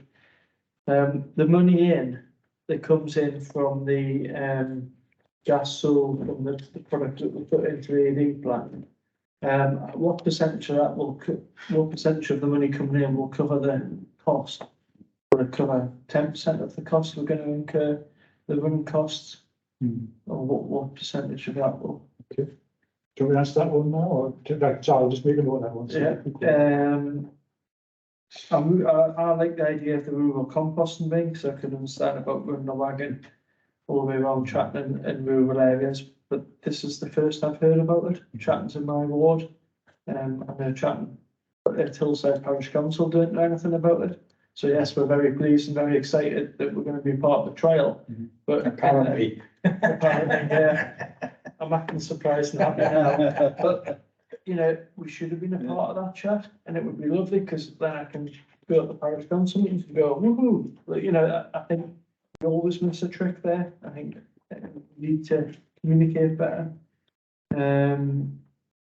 And I'm pleased that the bins don't cost anything to run. That was my concern by just looking at the picture and saying it needed to be hot, where we were going to plug these in, because then they're low cost to run. But it's, you know, the 200 quid a bin, by the time you get them out, by the estimations in the finances, it's quite a big investment. I think we should be looking to invest into the private sector. So not just be a house, you know, if we're sending a food waste bin up into anywhere, and there's a takeaway in a restaurant there, I think we should be advertising our services and picking that waste up and charging for it. And that also helps subsidise the bin. And ages ago, and I'm sure it was at this committee, we were talking about glass and food waste collections. And they said the bin was going to hang inside the bin. And I thought that was a really good idea from what Brian said just there about that, you know, blowing away, because that will disappear. Well, the big bin disappeared basically, but you know, thanks to that. But I thought that hung inside the safety of the big bin. So that also kept Mr. Fox away from trying, kept, you know, and that might have made things safer. I don't know why I picked that up in my brain, but that was. Well, there was deck that I think it was the glass was going to be in the recycle bin. Right.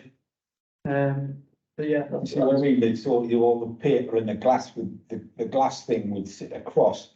Oh, right. I thought it was the food one. So No, yeah, that's so you know, got all the cardboard and then the glass up separately. right. And then that's how I think that. That's okay. Chair, could I just ask, You picked that up there, what do you think of it? Do you think it's very, Emma, do you Well, think the hands it's are gonna actually- last long?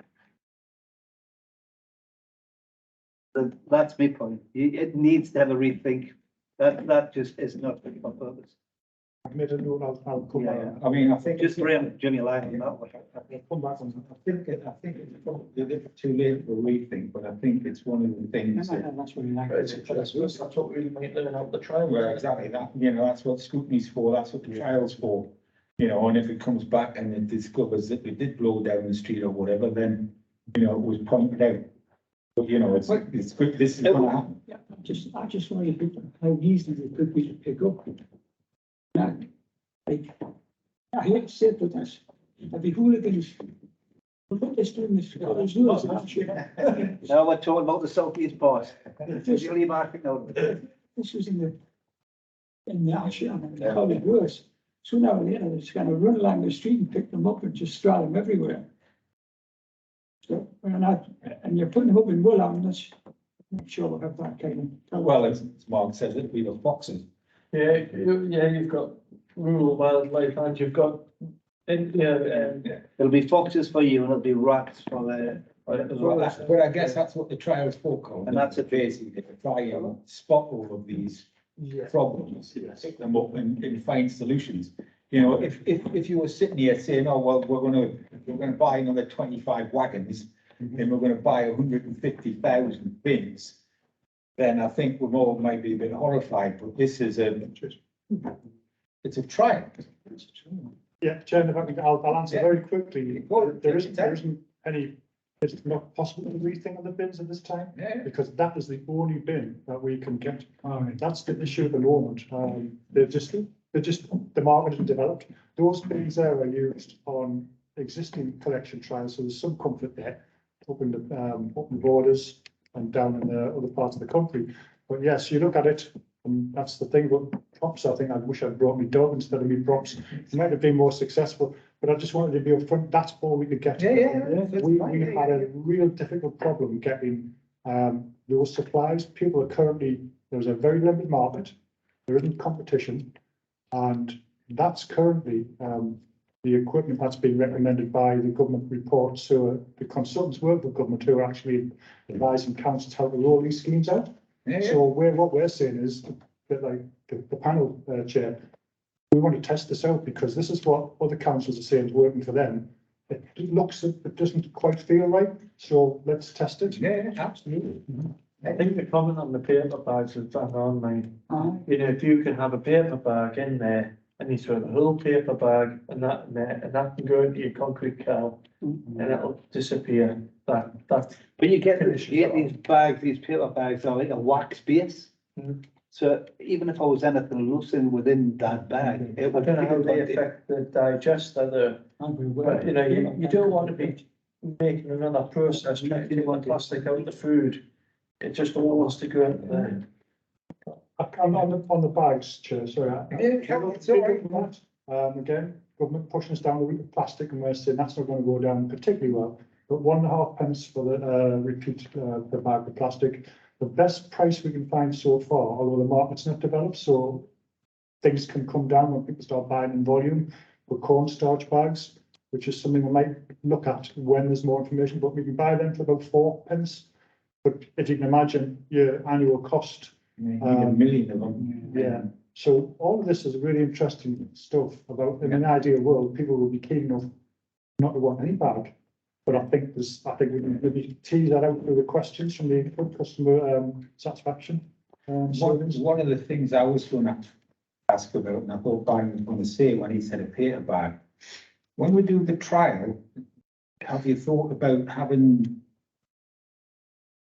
part of it with no bag? Just don't, ask people, can you say what you think with it, no bag? And then you're going to be able to, later on when you do the research back over, you're going to have something to compare with. But if you give everybody a bag at the same time, then you're not going to, you know what I mean? It might be worth it, splitting it like that.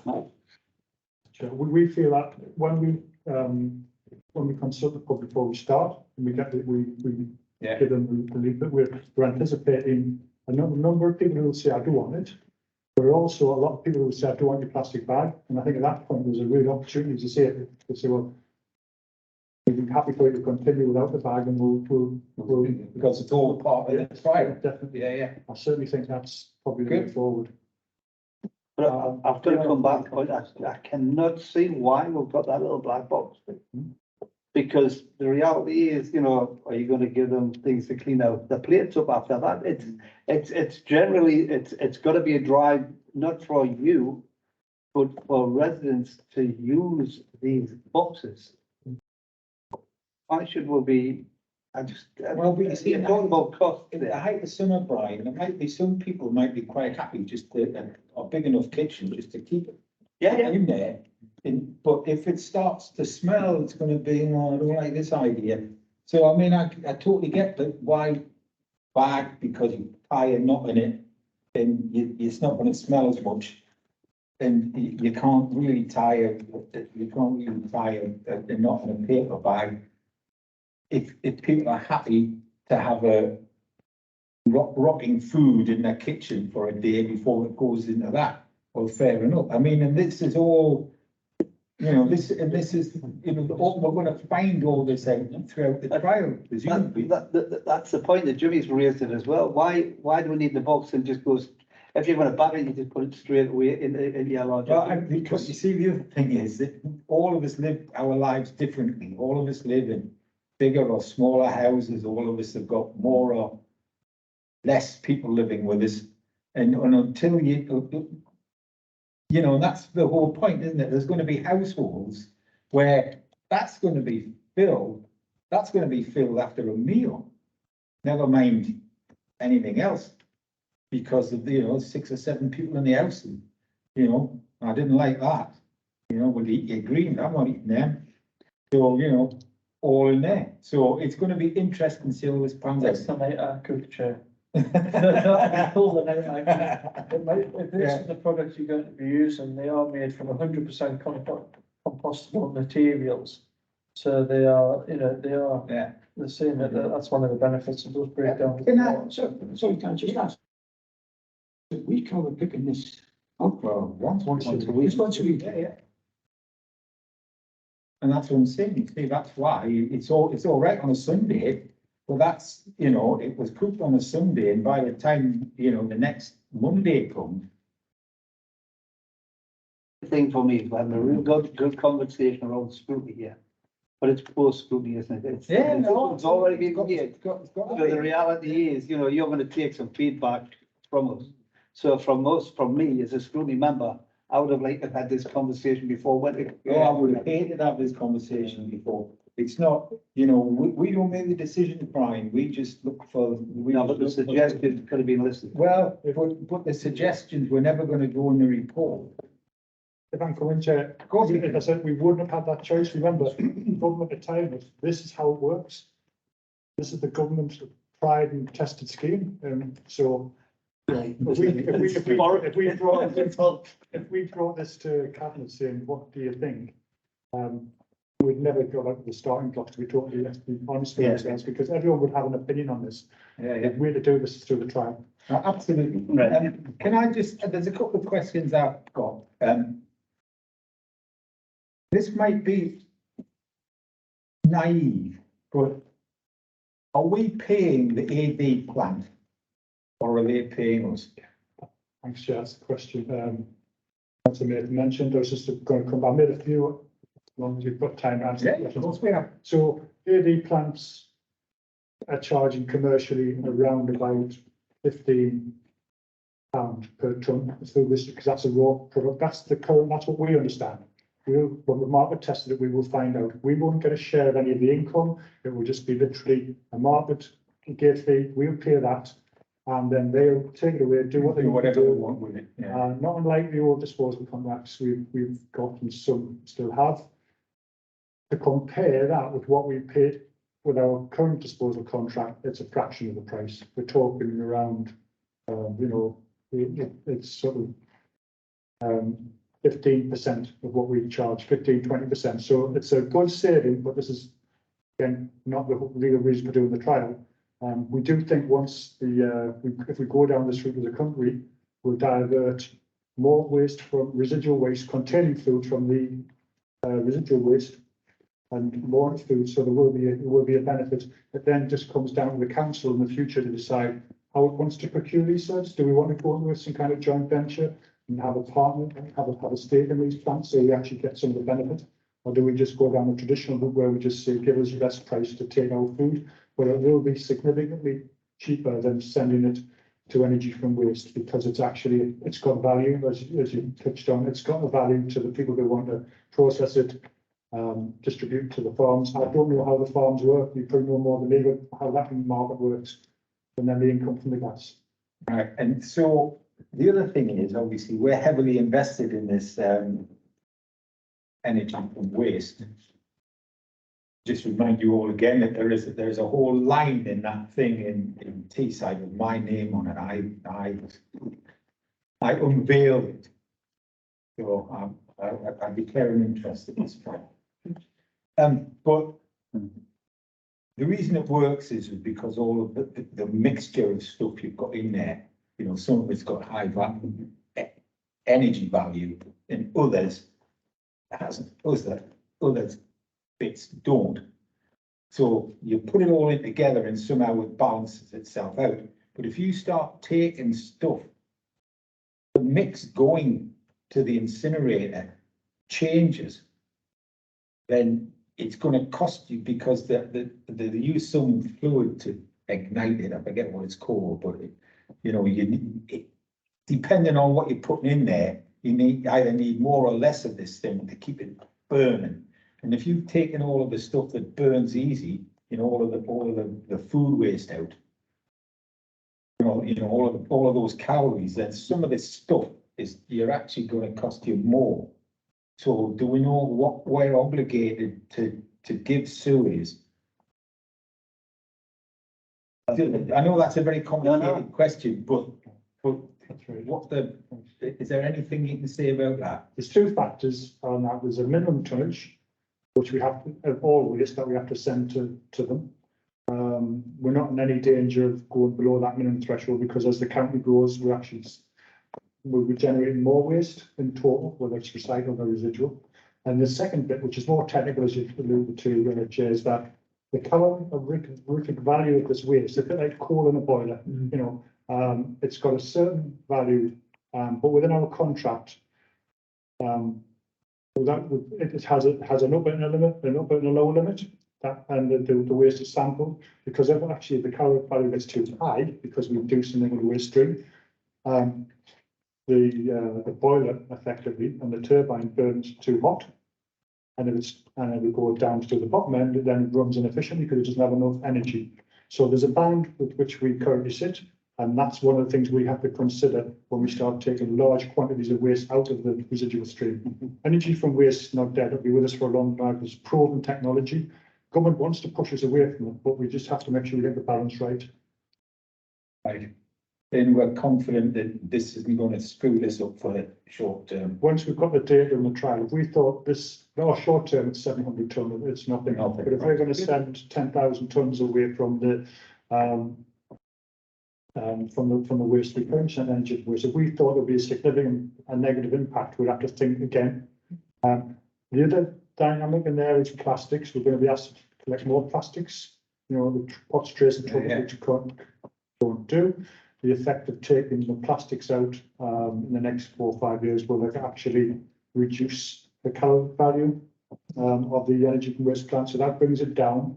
But the good thing is the plant's got a very broad, has a broad tolerance of upper and lower. But you're correct, Chair. We need to watch that very carefully. Yeah, just to come back on that. In the past life, I was an area coal examiner for the coal board, and I get the blend of what has to go through. But the council's also got to be very, very careful that if it burns too hot and it burns too low, there's a condition that them boilers will not work efficiently. And there was always a charge back when Blythe Power Station was going.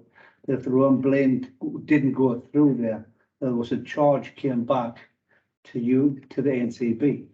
So you've got to get that blend right. And it's something to really keep an eye on, because we could actually get our fingers burnt. Yes, it's a very good point. That's exactly how our contract works. Yeah. For a balance of it, you do pay for that. I just like that, you can get your fingers Yeah, burned. yeah. I had to put some humour in it. Yeah, so that if you've kind of thought about that, that's good. Then you do need to keep an eye on it. But I suppose if, you know, if this AD thing comes off and we're some, because the waste to energy to waste plant is sewage, then this other thing is sewage, we're probably going to be able to come to some kind of accommodation about we just, you know, re-engineer the contract to get around with all this stuff. Because I'm sure everybody's just trying to do their best to get this done, you know. I think in 10 years, Share will have less energy from waste, we'll have more recycling and more anaerobic digestion. And they'll know how to sort of balance this, and we'll just have to be on our guard to make sure we don't get caught. Right, now there was just a couple of things on page 29, so with the report,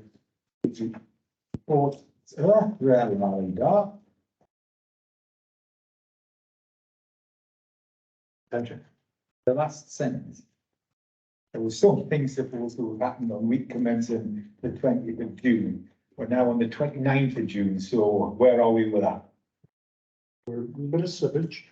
We hope to be talking to Chapman initially on the home compost scheme in July, and Councillor Miller's point's well made. It's in our service, in our action plan, it actually completely, not just parish council, but more importantly, the county councillor as part of that process. So well, you couldn't have picked a more proactive person to get involved in this, because he'll flog it for you. Absolutely no problem. There's a commission, Jeff, on there.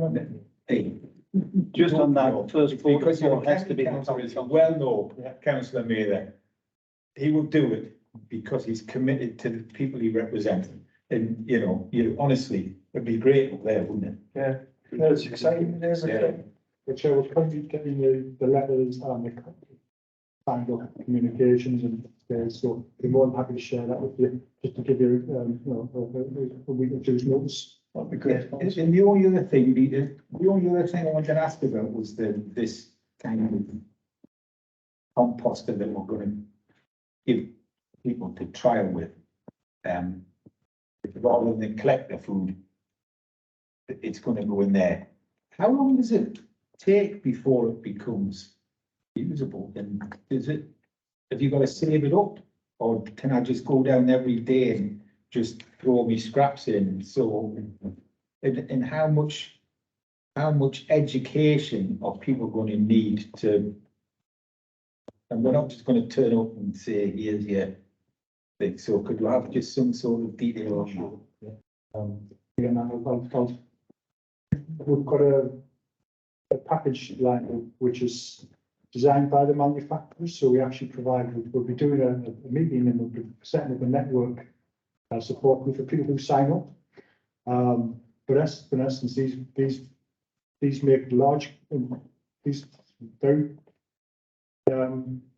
very powerful claims. These compost bins, they claim to be able to sort of cope with about 10 kilograms per week, and that is week on week. So it's processed in a very short period of time. It's not a traditional large scale windrow composter. It might take sort of 4 to 6 weeks. It literally proves to effectively quickly process a mixture of food waste very, very quickly. We think that these compost bins, if they operate anywhere near the manufacturer's claims, and they've been around for 10 years, so they're not new technology, they've been used elsewhere, then effectively the residents participating in the scheme will actually be under pressure to feed them. Won't have to. They'll feel like they can't feed them quickly enough, as long as they don't have a huge big garden, because there'll be guidance given to them of what you can put in and when, and then there'll be some small amounts of chemicals to put in, so added into sort of the process. And I think it's a very good point around this is not just going to be a simple system where you throw it in, hope for the best. We are going to sort of actually have the meeting, the training pack provided by the manufacturer, as in the suppliers and what you should do. And we're doing 10, Matt's team have got a person coming in, an intern, and she's going to be working on us and one of the climate change team, because it's effectively their money, and it's really, it's their project. Really, we're working really closely together. So there's actually someone to hold people's hands and actually help them, because literally it means an email or a telephone, because it's going to need that level of commitment to make it work. So It's an opportunity to have a really positive interaction between the county council and residents, if you get it right.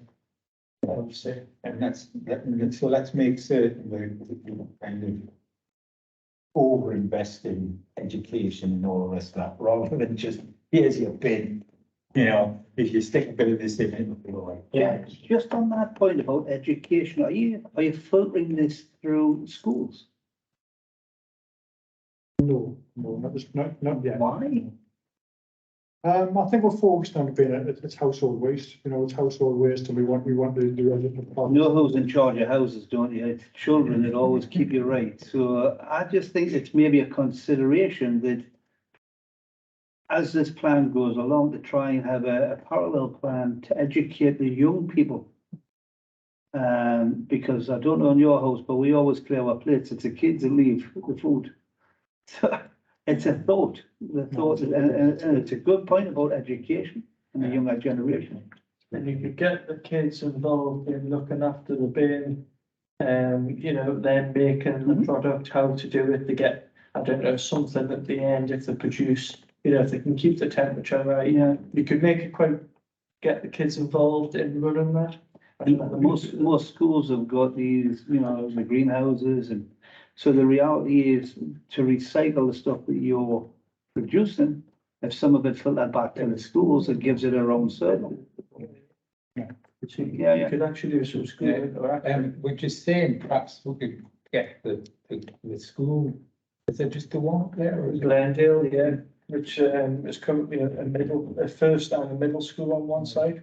So So whether we could either put a bin on the site, because they do allotment type things, they've got a forest school, so it all links into that.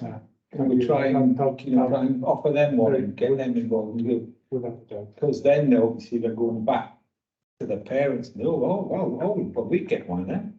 That's something we've overlooked, so thank you for that. Pamela. Yeah, we do have our uses, Even the decisions being made. Yeah, Mark's great, he's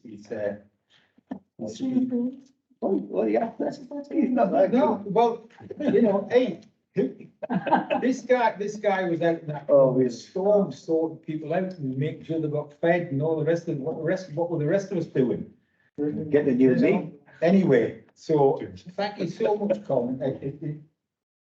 Are we done, gents? So you feel as though you've had a fair go at it? Yeah, thank you. Yeah. Those are some very useful questions and challenge. And I hope that when we come back, hopefully to. Yeah, I will. So also the plan's 10 months. Presumably there'll be a period of time where you evaluate the consultation and the prayer itself. So when do you think you'd be ready to come back with a final report? Well, I think you're doing. I think that what I haven't explained yet is there's some supply issues on the vehicle. So we've got a target date in the report. We've already potentially moved back these vehicles, a bit like the bins, there are not many around. So our supplier just told us last Friday, talking of potentially a 4 to 5 month delay on this vehicle, which we were expecting to come last week. Right. So we're looking at alternatives. But what we've saw, there's an outside chance that we might be pushing start date back from, instead of after school holidays, but maybe towards half term. But that won't stop us moving the home compost. We want to move that on. So I think that if you'd be happy to do so, to do 2 reports, Yeah. an interim one, the home compost scheme, because we want to push on with that. And by that time, we can maybe do an interim update where we are, at least by then, or at least perhaps by the autumn. By then, at least we say, oh, we're now ready and we're up and we're running. And these are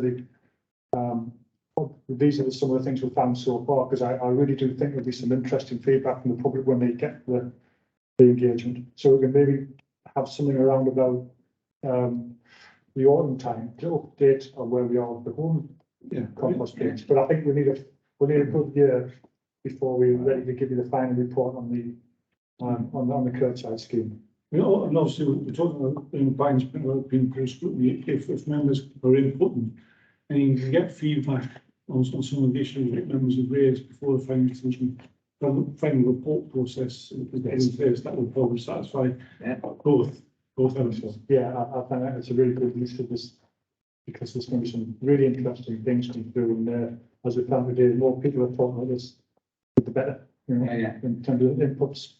So this vehicle, is it a brand new vehicle? We're renting it from somebody? Yeah, we're renting it because it's a 1-year trial, but what we've been able to do is go to a hire company and say, we're running this trial.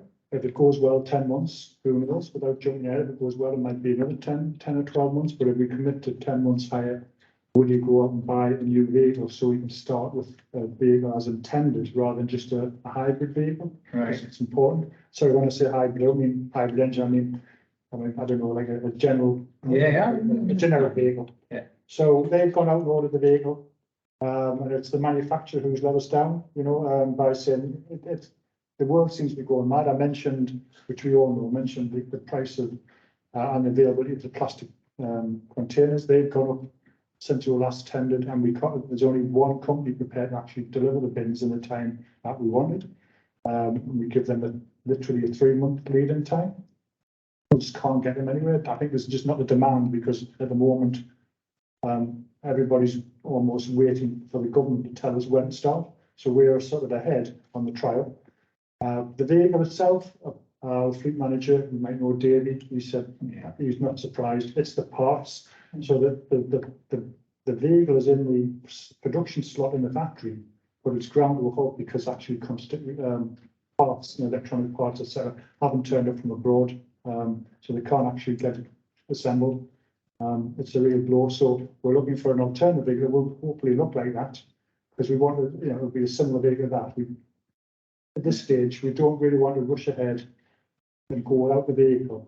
I think there's something for ourselves to think about. Do we just get a hybrid vehicle and then not get the real benefits of the trial? Or do we just put the trial up for another 2 or 3 months and get everything in place properly?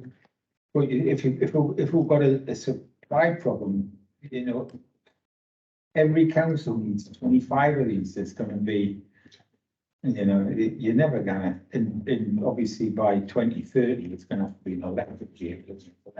Let's not go there. So on that basis, we'll be in the picture.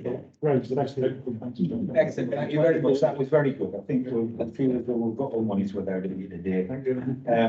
The point 5 is report the Sean. Yeah. It is. Yeah. Work programme, first of all, we've got 3 reports. I mean, we've only about 2 hours just on 2 reports and half the committee.